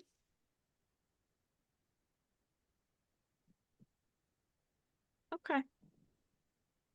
If you're curious about the history of the camp, we do have a archive club. Don't push it. I wouldn't mind joining the archive club. I mean, Oh, it's well- learning more and. Perfect. Oh, remember, awareness is half the battle. Well, let's scarf these down, and I'll see you all bright in the morning for breakfast and camp assignments. Good night. Good night, Holden. Good night, Dorothy May. He leads you all back to the cabin. Bradley puts up the long, thin canvas barrier. I'm gonna split my ice cream sandwich and give some to Amelia. I don't know that Amelia needs to eat, but she appreciates it nonetheless. So a bit out of character, but immediately after Bradley leaves, Dorothy's just going to hear through the canvas, "Hey, Dorothy. What is it? It's Holden. I'm aware. I want to ask you something." Love Holden. Okay, kid, go. No, what if somebody else can hear us? Then maybe we should talk about this tomorrow. Okay. All right, I'll talk to you in the morning. If we don't die first. I mean, good night. Good night. Try not to die, okay? Okay. Are we okay to end our scene there? I think that's a great place to end it. We'll pick up the next scene in the morning, probably in the dining hall, if that's all right with everybody. But I do need you all to give me your whatchamacallit, your changing relationships. I can speak real words. So if you could just do me a brief favor and just message those to me, that would be absolutely fantastic. It's okay. I could articulate that, Jex. I think that's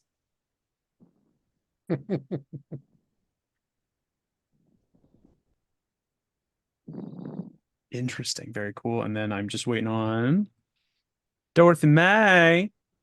I had to think. Okay. Interesting. It's not where I thought everyone would go with theirs, but that's cool. I am keeping a running record. So after we're all done with this session and then our session on the 26th, and maybe you'd be intrigued to see how your character's feelings fluctuated. Be kind of fun to keep track of. But you wake up the next morning and you are led groggily to the dining hall that you were just in last night. It's a classic early summer morning, the kind where there's that light dew on the ground. There's that it's sunny, but it's still just a little bit chilly. It's crisp is probably the best way to do it. If you've ever woken up at 6:30 a.m. In the middle of a tent in a good camping trip, you've felt this feeling, this temperature baked into your soul in a little bit. But the two of you managed to find a place at the back of the line of the Slappy Salmons, and where you file into the dining hall, and you are served, we'll call it, they call it grits, but you have a suspicious feeling that the grits and the oatmeal and the creamed oats are all the same dish, just on a different day with a different condiment of choice. Is there bacon? No, Oh, absolutely not.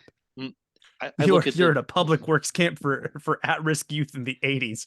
You are lucky there's ice cream sandwiches.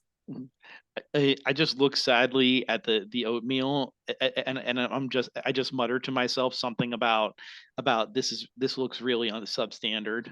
I'm not sure if I like that, if I'm going to eat much of this.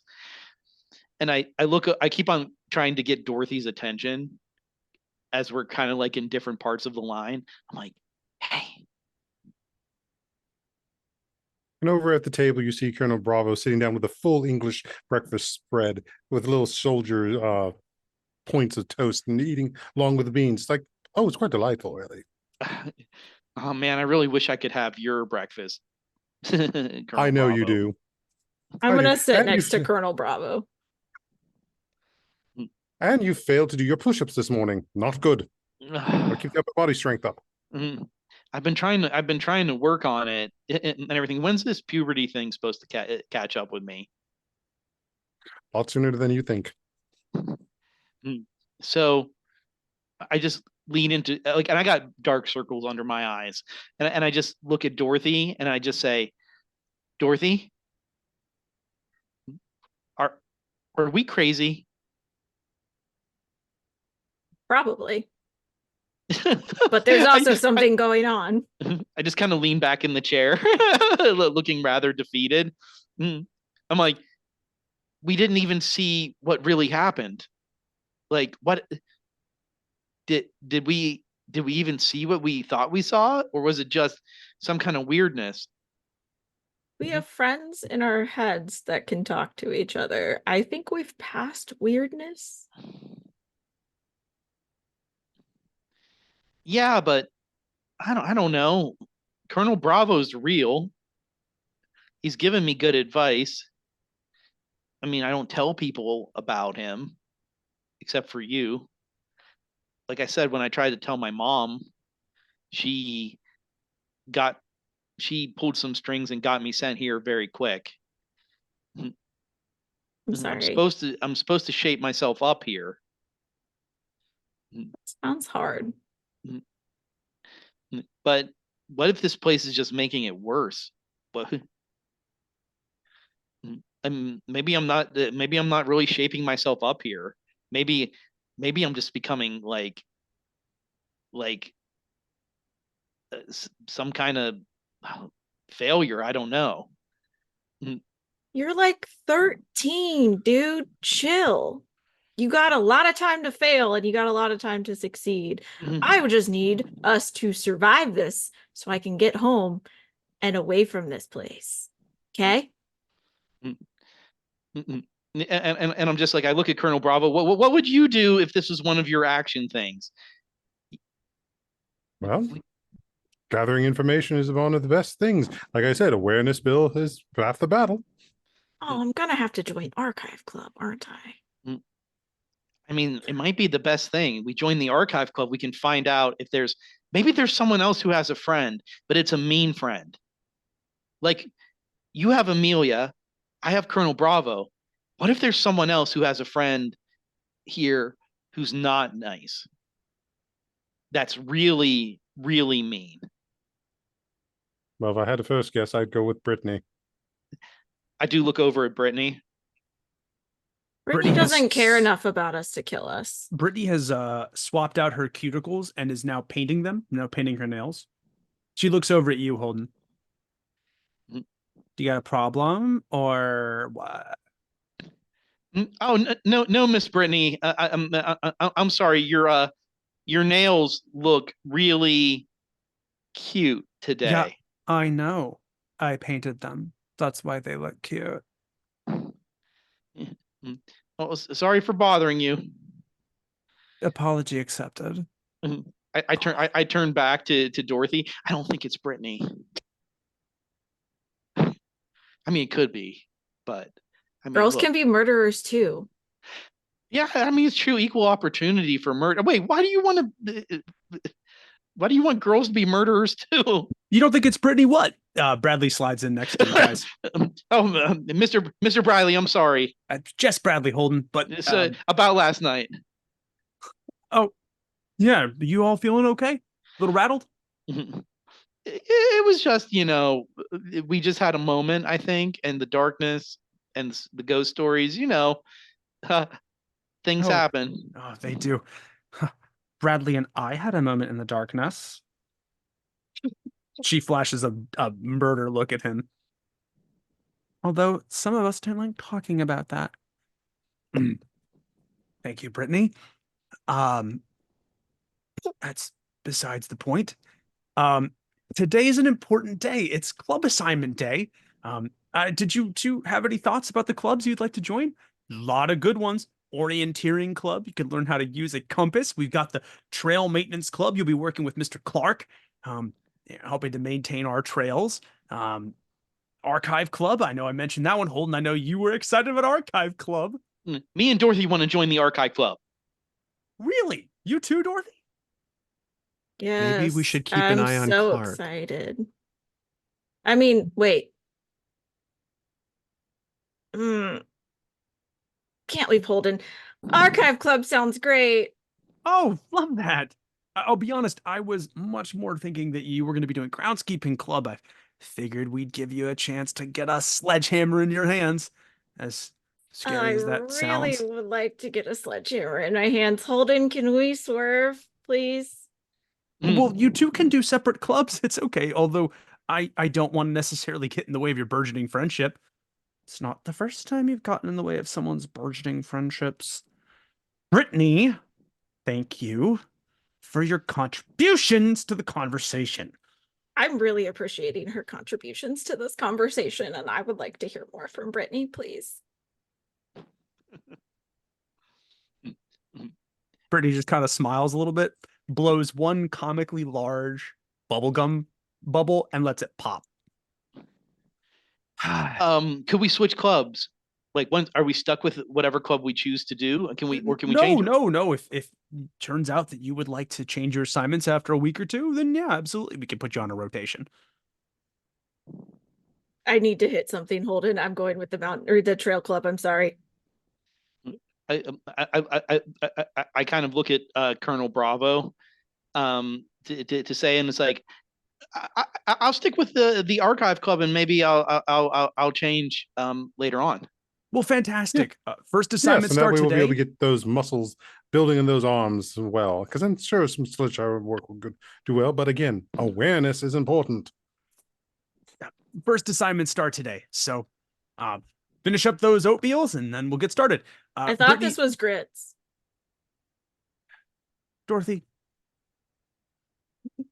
I mean this with all of the love in my heart. I'm glad you're going to get a chance to work out some of those big feelings you're having. And he just kind of pats you on the shoulder. Thanks, Mr. Bradley. I hope I can earn some good noodle points today. Very clandestinely, Brittany slides you a bottle of nail polish and an extra brush. And then she just goes, if you want.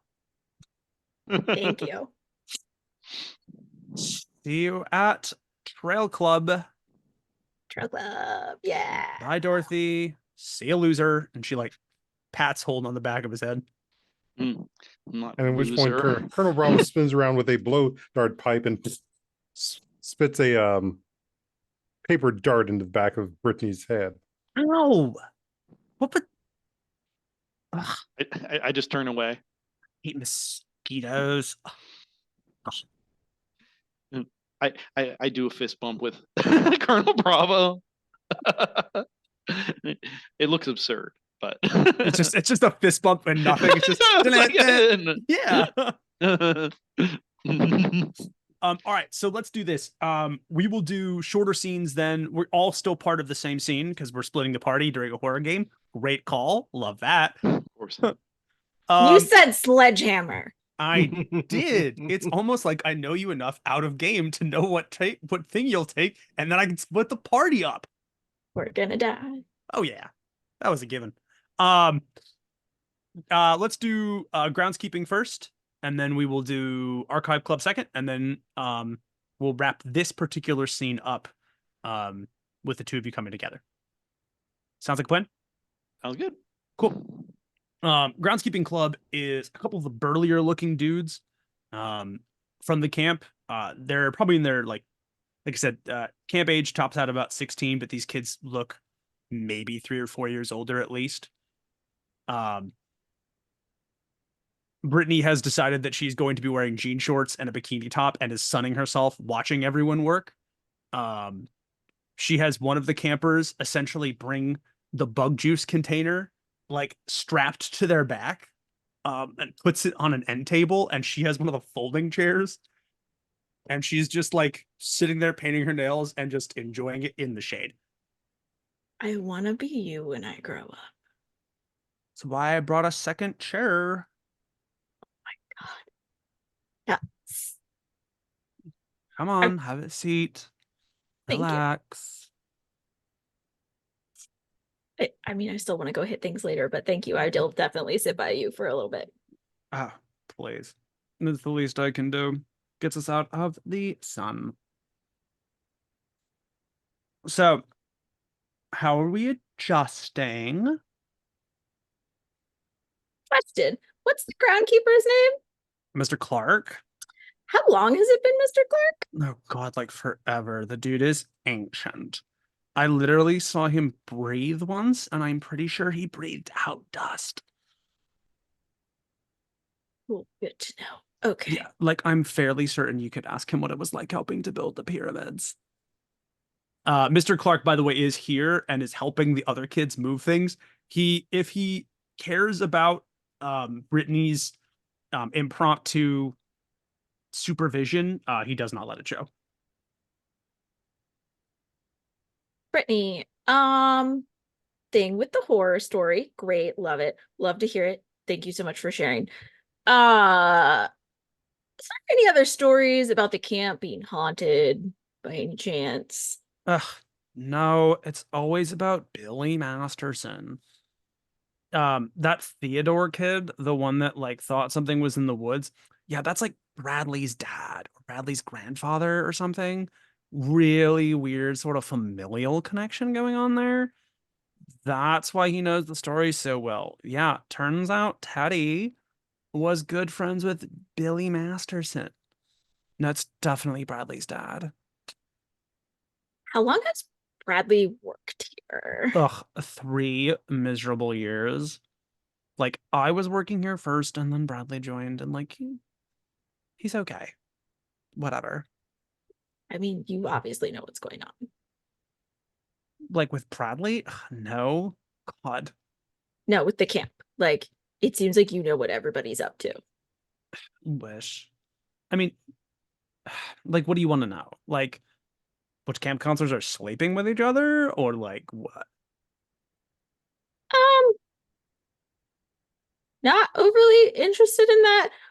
More like weird people with axes in the woods that may or may not be figments of our imagination. Oh my god, tell me you did not buy into the whole Billy Masterson story.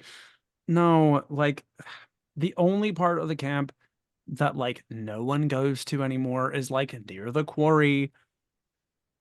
Which quarry would that be? Like, so I can stay away from it. Like, Oh my god, the only quarry, da-doy. It's not like there's like 9 quarries in a circle around us. That'd be stupid. Okay, fine. It's near the junction. So if you take the old municipal road that goes all the way down to the quarry, and then there's a little shack. We're not supposed to go down there because the ground's unstable. there are a lot of parts of this camp that are kind of broken. Yeah, it's a summer camp. For Plus, there's like broken kids, you would think they'd like want us to be in a safe area. Oh, honey. For broken kids, you think the US government's gonna put funds away to make the camp nice? That's fair. I mean, I know you're young, but like that's a little naive, even for you. That's fair. I regretted it as soon as I said it. Yeah, that's fair. And So there's a big fence around it, although Bradley did tag me there a couple times. There's like a hole in the fence or whatever. You can get under it. So it might be a good place if like I need to get away from all these losers for a little bit. Oh, definitely. Definitely. But you didn't hear that from me. You're really awesome. You know, you're pretty great too.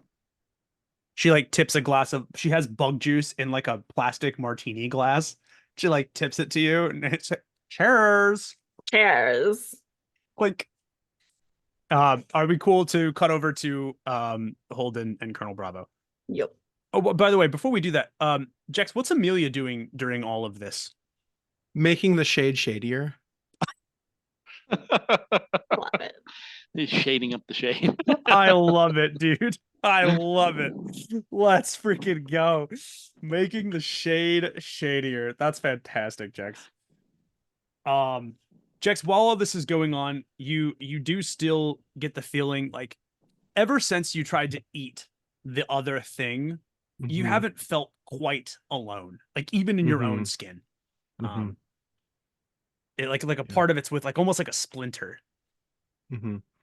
Yeah, I think sort of the shot we get as this scene ends is sort of, Amelia kind of sitting by herself in like the furthest corner or whatever. Like if there's a tree that's providing shade, she's like sitting right up against that tree, kind of knees up. Just yeah, Love going through it a little bit. it. Okay. I like it. I like it. Oh, and Dorothy May's oblivious. Ah, the heartbreak. Meanwhile, at Archive Club, um, Holden and Colonel Bravo, you are essentially left alone in a giant stack of rooms. Archive Club is literally just you guys. There is no one else interested in Archive Club, and you are responsible for collating and alphabetizing the massive stacks of yearbooks, journals, and other accoutrement that this camp has sort of amassed over the years. So Holden says shrugs to Colonel Bravo. I don't get why it's not more popular, to be honest with you. You would think that people would like the history part of this.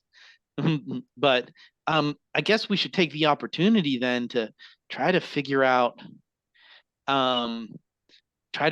like what's happening with the history of this camp. Maybe Mr. Bradley's right, his story's right, but maybe there's something in here about it. About like what happened. We have the year and everything. So what do you think? We just start there? You see Colonel Bravo looking around, and then at one point, just sort of sitting deflated on this really, really tiny chair next to Holden. It sucks that we're the only one here. Yeah, it is. It is kind. It is kind of lonely. No one to really see us do cool stuff. I know, exactly. Maybe we should have gone and flung some sledgehammers. That would have been so much more fun. Yeah, but This is almost like episode 6, the Library of Terror. I enjoyed punching that librarian. oh, that was my favorite part. She really had it coming. No, of course, it turns out she was a terrorist agent in disguise. Yeah, those terrorists are really creative. All right, so I guess I should start going through these. Luckily, luckily organizing things is one of my favorite things to do. So I can go ahead and try to organize things as I look for information. Yeah, I will tell you what, I'm going to allow both Colonel Bravo and Holden to make a roll. So if both of you would like to make a roll for this, I think that's a great idea. I'm trying to remember. I'm trying to roll high. You were trying to roll. Gosh darn it! You'd think the guy who makes the games would remember his own rules better. You were trying to roll below. Bravo is trying to roll above. I stink it up today. All I do is I keep looking over my shoulder, trying to like thinking that I'm going to see that thing in one of the windows or behind me. I really wish I was around other people. Like I actually miss Dorothy, and that loneliness is messing with me. So, now that I actually kind of had a friend for a second, so I'm very distracted. So that's a fail. Colonel Bravo, did you fail? I failed. So keep in mind, if you fell on a dice roll on your own, this could be a good time that you two together, working in tandem, could convince me, your game master, how your powers would allow you to do this. And while you're brainstorming that, I'm going to go get water because that is the only thing keeping me alive at this juncture. So perhaps midway through, I say to Colonel Bravo, it's like, Colonel, is there any reason you didn't fight back against that thing last night? Well, I have returned. and just sort of looks around for a moment. I wasn't in a big hurry to fail in front of Dorothy. But I kind of look at you and I'm like, but you've never failed. You don't fail at anything. Not like me. I am. It's like it's like I met you after I froze in front of when I had to do that big speech in class, and I just couldn't show myself at school anymore. You know, but you always get everything right. I just don't know why didn't you fight back? Like I said, sometimes you don't want to fail in front of people. It's hard when things get laughed at you. It's hard when you start thinking that that laugh is louder, those points are pointier, those stares, they just linger. And I didn't want to fail in front of Dorothy and Amelia. Yeah, I'm afraid. I was afraid of messing it up too. Like I was afraid that that if I kept on running, that Dorothy was gonna die, and then it would all be my fault. That she would be just dead with an axe in her head, and I wouldn't be able to do anything about it. But Exactly. Why sometimes failure, which I know is something that doesn't always seem great, sometimes we do a lot to avoid it. Sometimes we do too much. And sometimes running is actually much of a better option for us because you get to live to fight another day. And you get a chance to succeed another day. so you're saying that we could actually come back and fight back next time, you think? Well, yeah, that's how we've got 123 episodes under our belt, don't we? I laugh, and yeah, he actually wipes away like a tear that's been just kind of dripping down his face, and he smiles, and he's just like, but first we got to figure out what happened here. So we're gonna try to double down on that. Right then. And he stands up, tucks his shirt in his hand. All right, then, let's get this place organized. And now we have sort of a Mary Poppins montage scene. We need a Being montage. thrown and thrown up and propping onto ladders, popping them in there as they're getting sorted around. All I could think of is, I'm walking on sunshine. Oh, and don't it feel good? High five between the two characters. Yeah. Holden like does the heel click at one point, like the jumping heel click. Holden's heel clicking. All right. During your phenomenal montage, you do come across a camp yearbook of the year that the Billy Masterson story happens in. And you're welcome to peruse through that at your leisure. It's probably perhaps the most interesting thing. So yeah, I'm gonna go through it and see what we can find out. So two interesting things are going to happen. So for you, Holden, there's a map that falls out. And it looks hand drawn. Like it looks like it was ripped out of like the graphing paper of somebody's science notebook. But it's really detailed. Very, very well detailed, done in like essentially what looks like pencil. Your guess is probably like, but it's like a thicker graphite. So like maybe like a sketching pencil of some kind, or some sort of like, architects will have like a thicker type of darker graphite. The only again, it looks, if you juxtapose it with the map of the camp that you have, it looks like almost a one-to-one recreation of it, except that there are small dotted paths that lead off towards the back section in the direction of the quarry. The only other thing of interest is the initials BM in the bottom right-hand corner of it. Wait. Masterson. Yeah. This must be his. Interesting. Now if we follow these paths back, I think it's leading near where this quarry is. Yeah, but but there's something else next to it too. Colonel Bravo, you're cut off this train of thought of yours is cut off when you notice something in the yearbook. Something Holden hasn't noticed. I don't think something Holden could notice. There's a lovely picture of what looks to be the Wayward Five. It's small, black and white, almost like not a daguerreotype, but it's old. It's a picture from the early 60s, late 50s. And no one else could probably see it except for perhaps Amelia. But Colonel Bravo, you are 1,000% certain in the faded lines and in the blurry image behind those kids, every single one of those kids has an entity. And we'll pick up the book and looking at much closer at it. What, Colonel Bravo? What do you see? Which one is named Theodore? It's the littlest one. In the center of the kids. Basically, he's like hanging out. He's sitting on Billy's lap as this kid with like corduroy overalls, little buttons. He's got a big stuffed rabbit.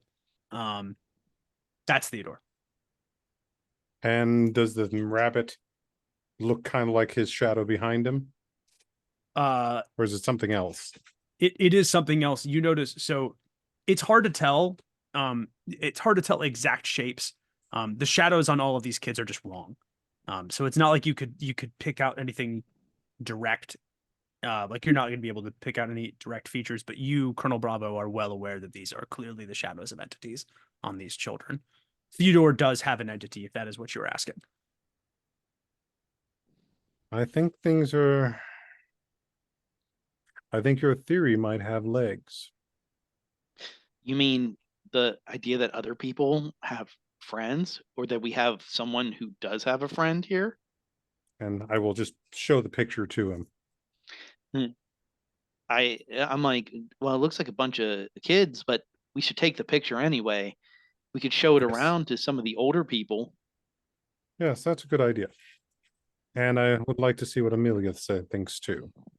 All right, are we good to end this part of the scene, and then we can all sort of link back up at where would you like to link up? Because at this point, once you're done with club time, there's a lovely little 2-hour block of free time. Again, not that you'd know, because again, there was no clocks that were brought with you, Amelia or Dorothy. No clocks, no watches were brought with you for groundskeeping. And there's no clock, no watch, no anything in the archive cabin. But according to the schedule, there's 2 hours for free time. So where would you like to meet up? Maybe at the archive cabin. Yeah, because I it's wouldn't go private. wander away. Okay. All right, so we're gonna continue on with the scene a little bit. So it could be a little bit later in the day. Dorothy Mae Cooper and Amelia find themselves in the archive cabin. We'll pick it up from right there. Hey, What up, Holden? hey, Dorothy. He seems a lot more chipper than he was. It's like we made a lot of progress organizing these archives. You know, you think that more people would want to be involved in this club, but look at this. And I'll reach into my like front pocket of my polo shirt and pull out the picture.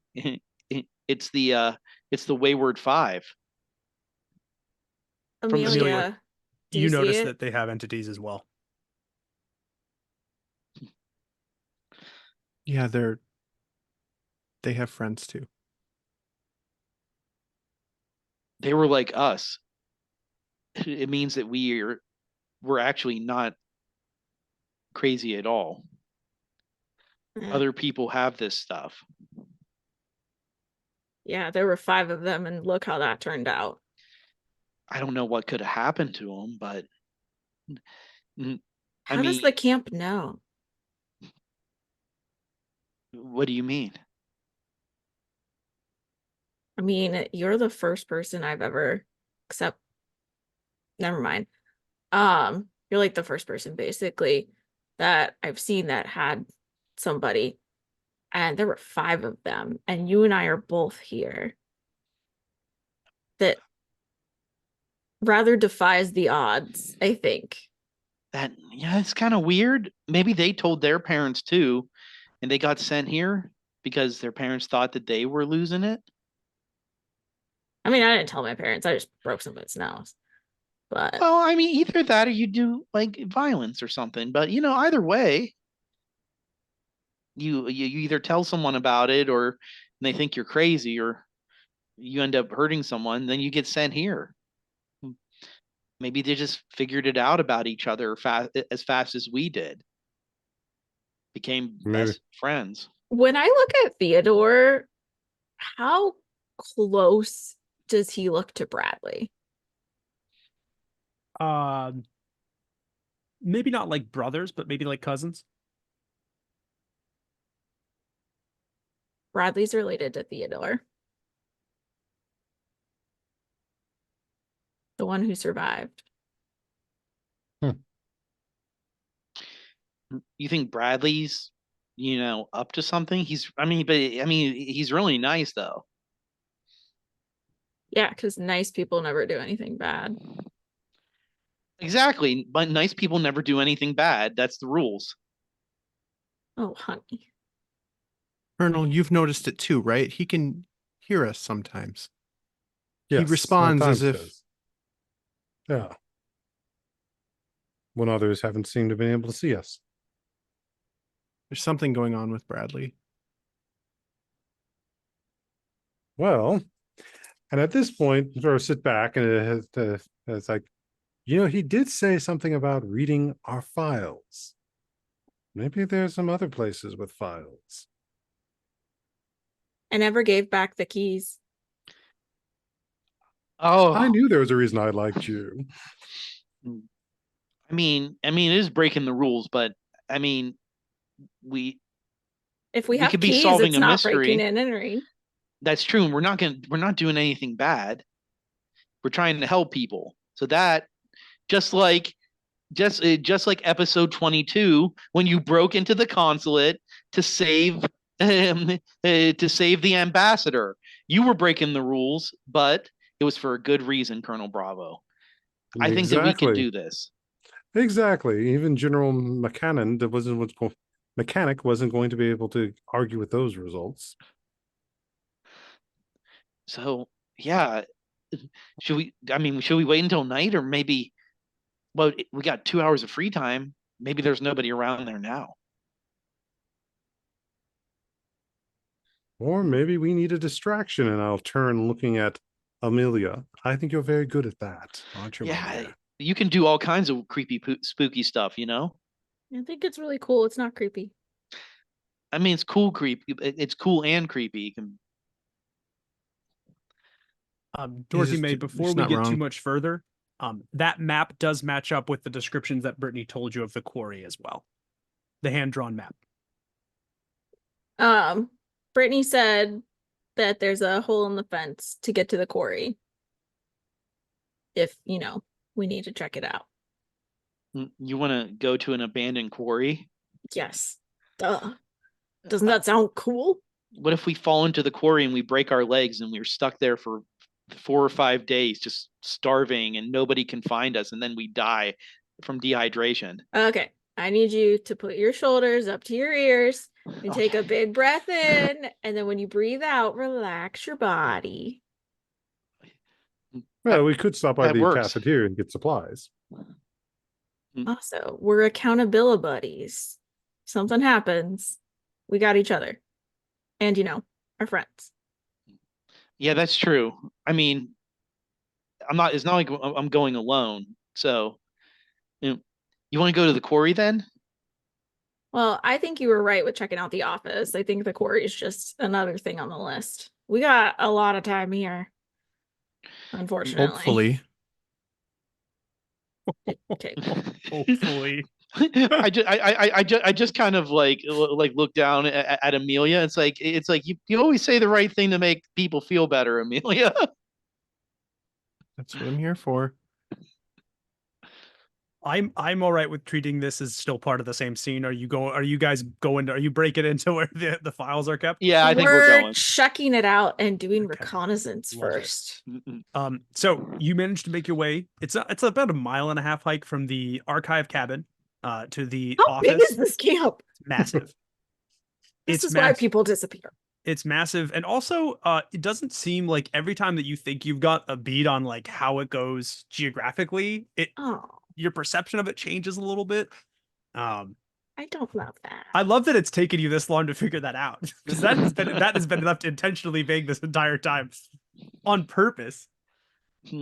Wow, it sure is really easy to get lost here. I say. Man, I that's so weird. Why does the distance between buildings keep changing? I keep on turning us back towards the lake accidentally. It's like, why are we at the lake again? Every Hold time. it. You have not passed your swimming test. We can't go to the lake. I love it. You are able to make it into your file room pretty easily. Does not appear to be anything. You're more than welcome to go. That's pretty much it. You find the filing cabinets with your files in them. I want to look for the counselor files. Go for it. No, I immediately look at my own file. Can't help it. Need to see what they have on me. The counselor files are just information on everybody. You find Brittany's file, you find Bradley's file. I mean, it's just a list of their interests, a list of the things they like, where they go to school. Yeah, do I find the file for the person I saw killed last night? Are you looking for Mr. Shank or the person with the ponytails? The counselor. No file on that person. Okay, if I look at the like other employee files, is Mr. Shank in there? Where Mr. Shank's file would have been is replaced with Mr. Clark's file. Holden, your file talks a little bit about your anxiety, talks a little bit about your difficulty socializing, a couple other things too, stuff that is maybe potentially not quite as flattering as you would have liked it to be, but none of it feels woefully inaccurate. I just kind of say, I don't have anxiety. That's not. You hear a I'm just smirk- very snort cautious. from That's all. You hear a snort from behind you. I throw the file on the table, and I'm just like, what did you find, Dorothy? I'm gonna take a piece of paper, either like from a desk or something, and I'm gonna write down every counselor's name and every employee's name and just stick it in my back pocket. And what I found was camp kids being where they shouldn't be. Seriously, guys. The filing cabinets. I wanted to read my file. And that's why the filing to the staff thing's open? I made Holden do it. It was my idea. Okay. Bradley looks at you guys. Look, just do me a favor. I appreciate that you guys are as interested in this as anybody, and I like you both, but just, you're on thin ice, okay? Oh, what are we gonna do? Get kicked back home? No, but what you're gonna do is get moved to a different cabin with somebody who cares less. Look, I'm being honest, all right? I see something of myself in you guys. Just do me a favor. Try not to get in any more trouble, please. I'm going to look into Bradley's periphery and around for his shadow. It's a normal shadow. I see me poking at it. Are you in there? Come out, come on. We know Head you're back. here. Come on, come out. Just do me a favor and head back to the cabin, please. Oh, sorry, Mr. Bradley. I'm so sorry. Do not put it in my permanent record. It's just Bradley It's Holden. camp. I mean, sir, yes, sir. Don't tell my parents. Dorothy. The keys. What keys? The keys.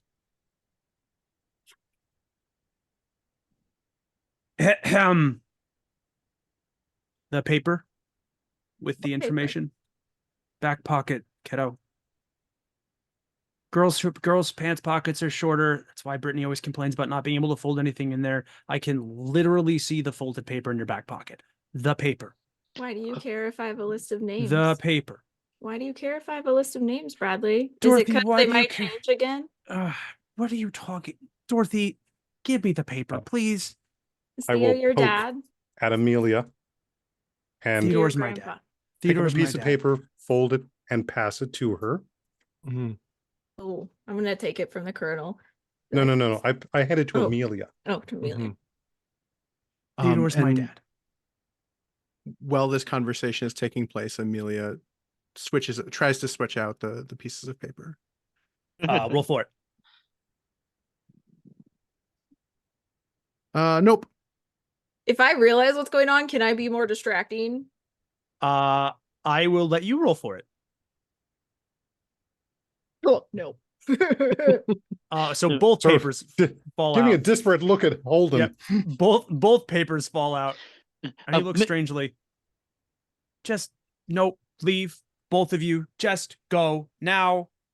Leave the keys. Leave the paper. I will talk to you after final campfire tonight.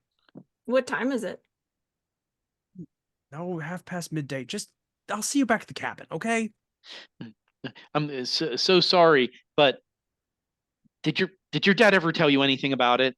About what happened? About the 5? Go on. Yes. He just said, be safe at camp. Stay away from the quarry.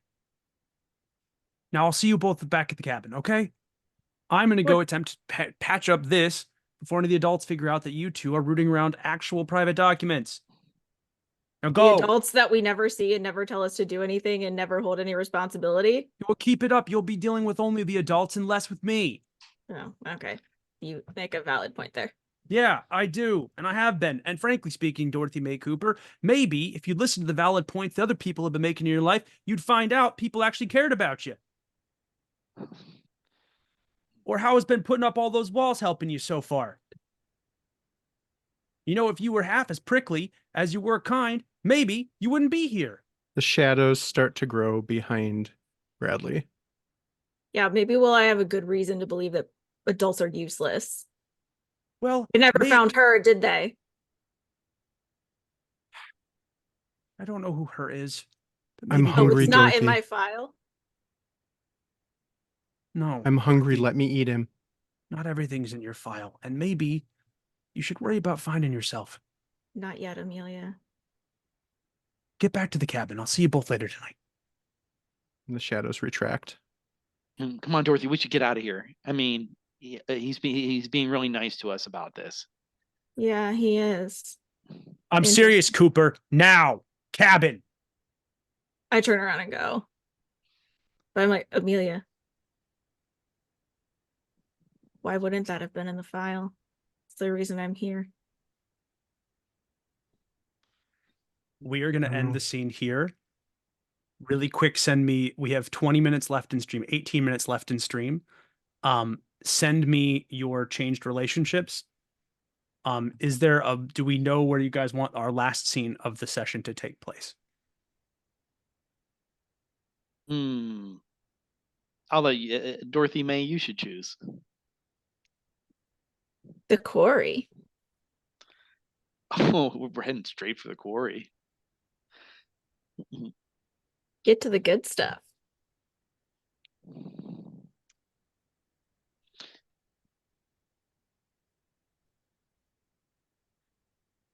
All right, while Exactly. everyone is getting that to me, sure enough, the location provided by Brittany is accurate. The hole in the fence is there. You all managed to slip in. I'm assuming you're following the old map.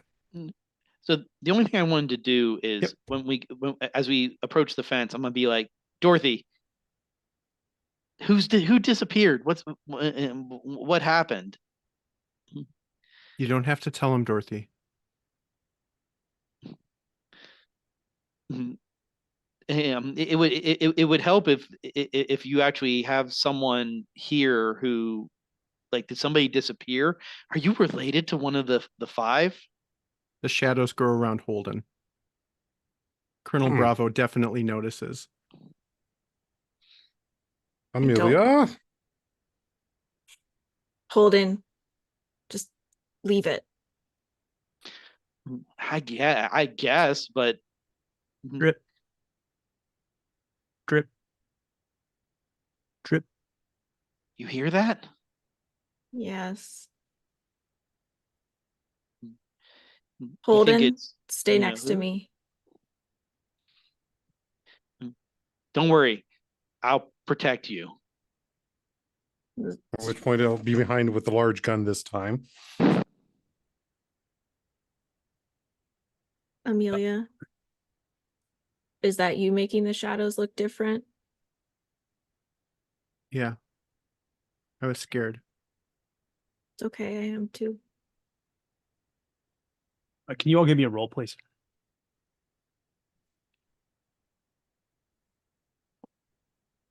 Give me a thumbs up if it's success, thumbs down if it's not. Amelia, Dorothy Mae Cooper, you look up, and impaled on the pine branches are bodies of campers, bodies of counselors, bodies of adult staff, dozens of them, hundreds of them, more so than there should be at this camp staffing things. Holden, close your eyes. What are you talking about? Just do it for a second, please. All right, I'll close my eyes. Are you walking towards there's a ahead of you, sort of nestled behind a boulder is a small shack. It looks like it looks like it's been thrown together with like cardboard and old loose wood. I'm gonna tug Holden along. Colonel, Amelia, are you seeing this too? Yes.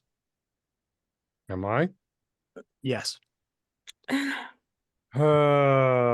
is not good. I'm not as familiar with, and I'm gonna try and like mouth this to the Colonel. Corpses. Well, honey, it never gets easy. It might not be better for us to do this right now. You get to the door of the cabin. What do you do? Stay here. Stay here.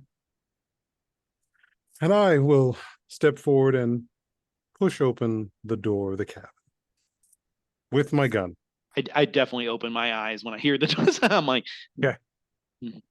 You find yourselves in a ramshackle room, a cot in the corner, food wrapping papers sort of scattered about, non-perishable stuff, nothing that would require cooking or a fuel source. Tacked onto the wall are missing kids posters, dozens of them, hundreds of them. And if you look closely, you recognize some of the faces. Some of those missing kids posters, you've seen those faces before. They were kids on the bus. Some of the faces are faces of counselors. Dorothy Mae Cooper, a particular face looks out right at you. And it's a face that you actually are really well aware of, painfully aware of. You spent an entire day drinking bug juice with them in the sun. That face is Brittany's on a missing kids poster. She's dressed differently, like from a different year, a different decade, but it's definitely Brittany's face. Do I see a certain person? Who are you looking for? Dana. No Dana, unfortunately. As you are looking for Dana, however, the face of the kid that you are looking at is suddenly cut in half as an axe flies through the open doorway. You turn back, and there, blocking your exit, is the figure. What have you done? Nothing. Who are you? Fools! And it all of a sudden, Can I grab the axe? You can attempt to, yeah. And I will open fire. Excellent. Full Very barrels. good. Colonel Bravo, open fire, please. That matches. Oh. Yell out, Colonel Bravo! And at which point, just Yep. Describe what kind of projectiles you fire at them. it is going to be a common. It's at this point, it's like you just unloading everything. So it is bullet, laser, grenade launching, just everything is coming out, and small micro missiles is just coming out of this gun. Just This should have absolutely, this is enough to level a building. This, whatever this thing is, eats it like it's its job, although it clearly causes it pain. Get off my axe. And all of a sudden, Dorothy May, it is standing right next to you. The thing literally goes to punch Dorothy May in the face. Amelia, hide the axe. Yeah, Amelia immediately blankets the axe and Dorothy in shadow. I'm going to require a roll for that. Of course. No. Is it a failure? You absorb the axe. But for the first time since this has happened, you hear another voice inside you, Amelia. Hey, I'm real sorry about this, but yoink. And then Amelia, you feel like your insides are split open and the axe comes tumbling out of you. Dorothy May, the axe rips you apart towards the wall. You hit the wall. Holden, what are you doing?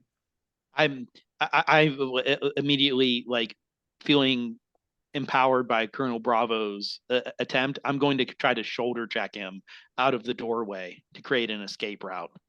At this point, by the way, and I wanted to maybe start the scene a little bit slower, I get to reveal something lovely. Colonel Bravo, Holden, you are now officially merged. This act of heroism, so you are now officially merged, meaning the rules of this game no longer fucking matter for you, boys. Have at it. All right. Rock on. So roundhouse kick. Yeah, so basically Holden it dashes forward and does exactly that, a roundhouse kick. No martial arts experience whatsoever in Holden's but it looks life, like but it is. Yeah, and manages to kick him through the doorway and out into the forest, where he rolls over 3 times. Yes, absolutely. The figure stands up, axe ready. I'm assuming you're zooming out of the door. Yeah, Oh, yes. I'm just coming out at him. Fantastic. While they're doing that, Amelia, Dorothy, what are you doing? Can I rip some of the posters, especially the one with Brittany, off the wall and say, Amelia, can you hide these? Yeah, I take them and absorb them. I don't know. Yeah, you can. Yeah, you can hide in the shadow stuff. Are you okay? I don't know. Dorothy, there's someone else in my head. Wait, you have a friend? No, it's not a friend. It's definitely not a friend.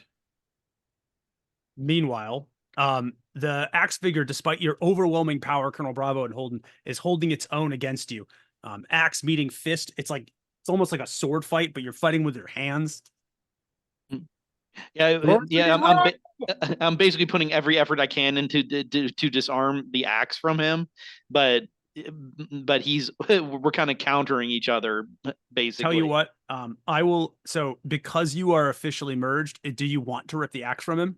Yep, I want to rip the axe from him and bury it in his gut if I can. All right, you managed to. All right, so you do. You succeed. I'm not even going to have you roll for it. Because you are merged, because you can break the rules of the game, you have officially ripped the axe from him. However, and you do manage to nail him in the stomach with it.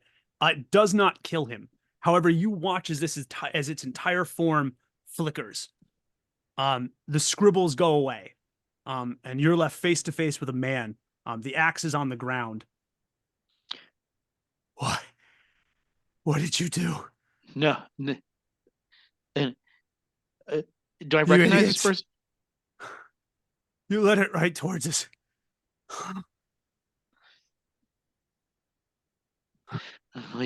It's gonna be okay. There's so much blood. You realize it's not blood. The guy's not bleeding. Oh, 20 years. Oh, it's all undone now. Amelia, Dorothy, are you guys coming out to see what's happening? Yeah, running out. Mm-hmm. I'm going to hold Amelia's hand and keep her close. Mm-hmm. You led it right towards us. Let who? What? What do you mean who? What do you mean what? It? The thing that's been eating these kids. Billy? Or Theo? No, it didn't eat. Bradley. Theo got away. We got to get out of here. We got to go. You. He collapses in on himself for a second. All of a sudden, the axe that's lying on the ground pops up. Two Oh. tiny little cartoon legs pop out of the bottom of the axe. Hi there, friends. Okay, I'm gonna just, okay, yep, no, you're good. You're good. Okay, he's still alive. That's fantastic. Hi, hello, friend. Your name's Amelia, right? Hi. I was inside you. That sounds weird. Don't like that. No, My name's Woody. Woody that's the even Axe. worse. Yeah, it's the innuendos aren't great at a time like this. But trust me, I'm aware. You have shadows. They can take places. Can you take us someplace that's not right here, right now? There's rustling in the woods behind you. I need you, like now.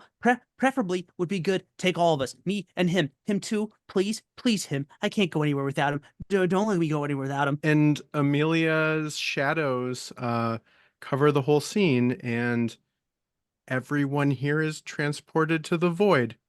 Yes. Do you want to decorate the void really quickly?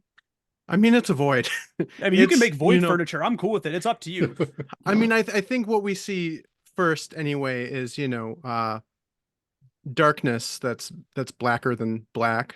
To paraphrase Twin Peaks, darker than a moonless midnight. And I mean, it's just nothingness, and then things start to form, shapes start to form. And Dorothy, what did the attic look like at Was your that house?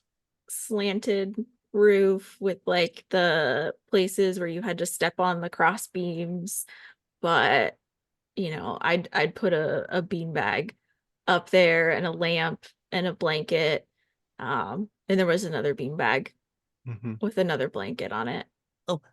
Can I put him on the beanbag? He needs to rest. Yeah, I guess you should lay him down. Thanks. I mean, Well, let us take care of that, and we'll pick him up and put him onto the beanbag. make it look easy. The figure wakes up at the start. Where are they at? Where are we? We're in Amelia's dark place, I think.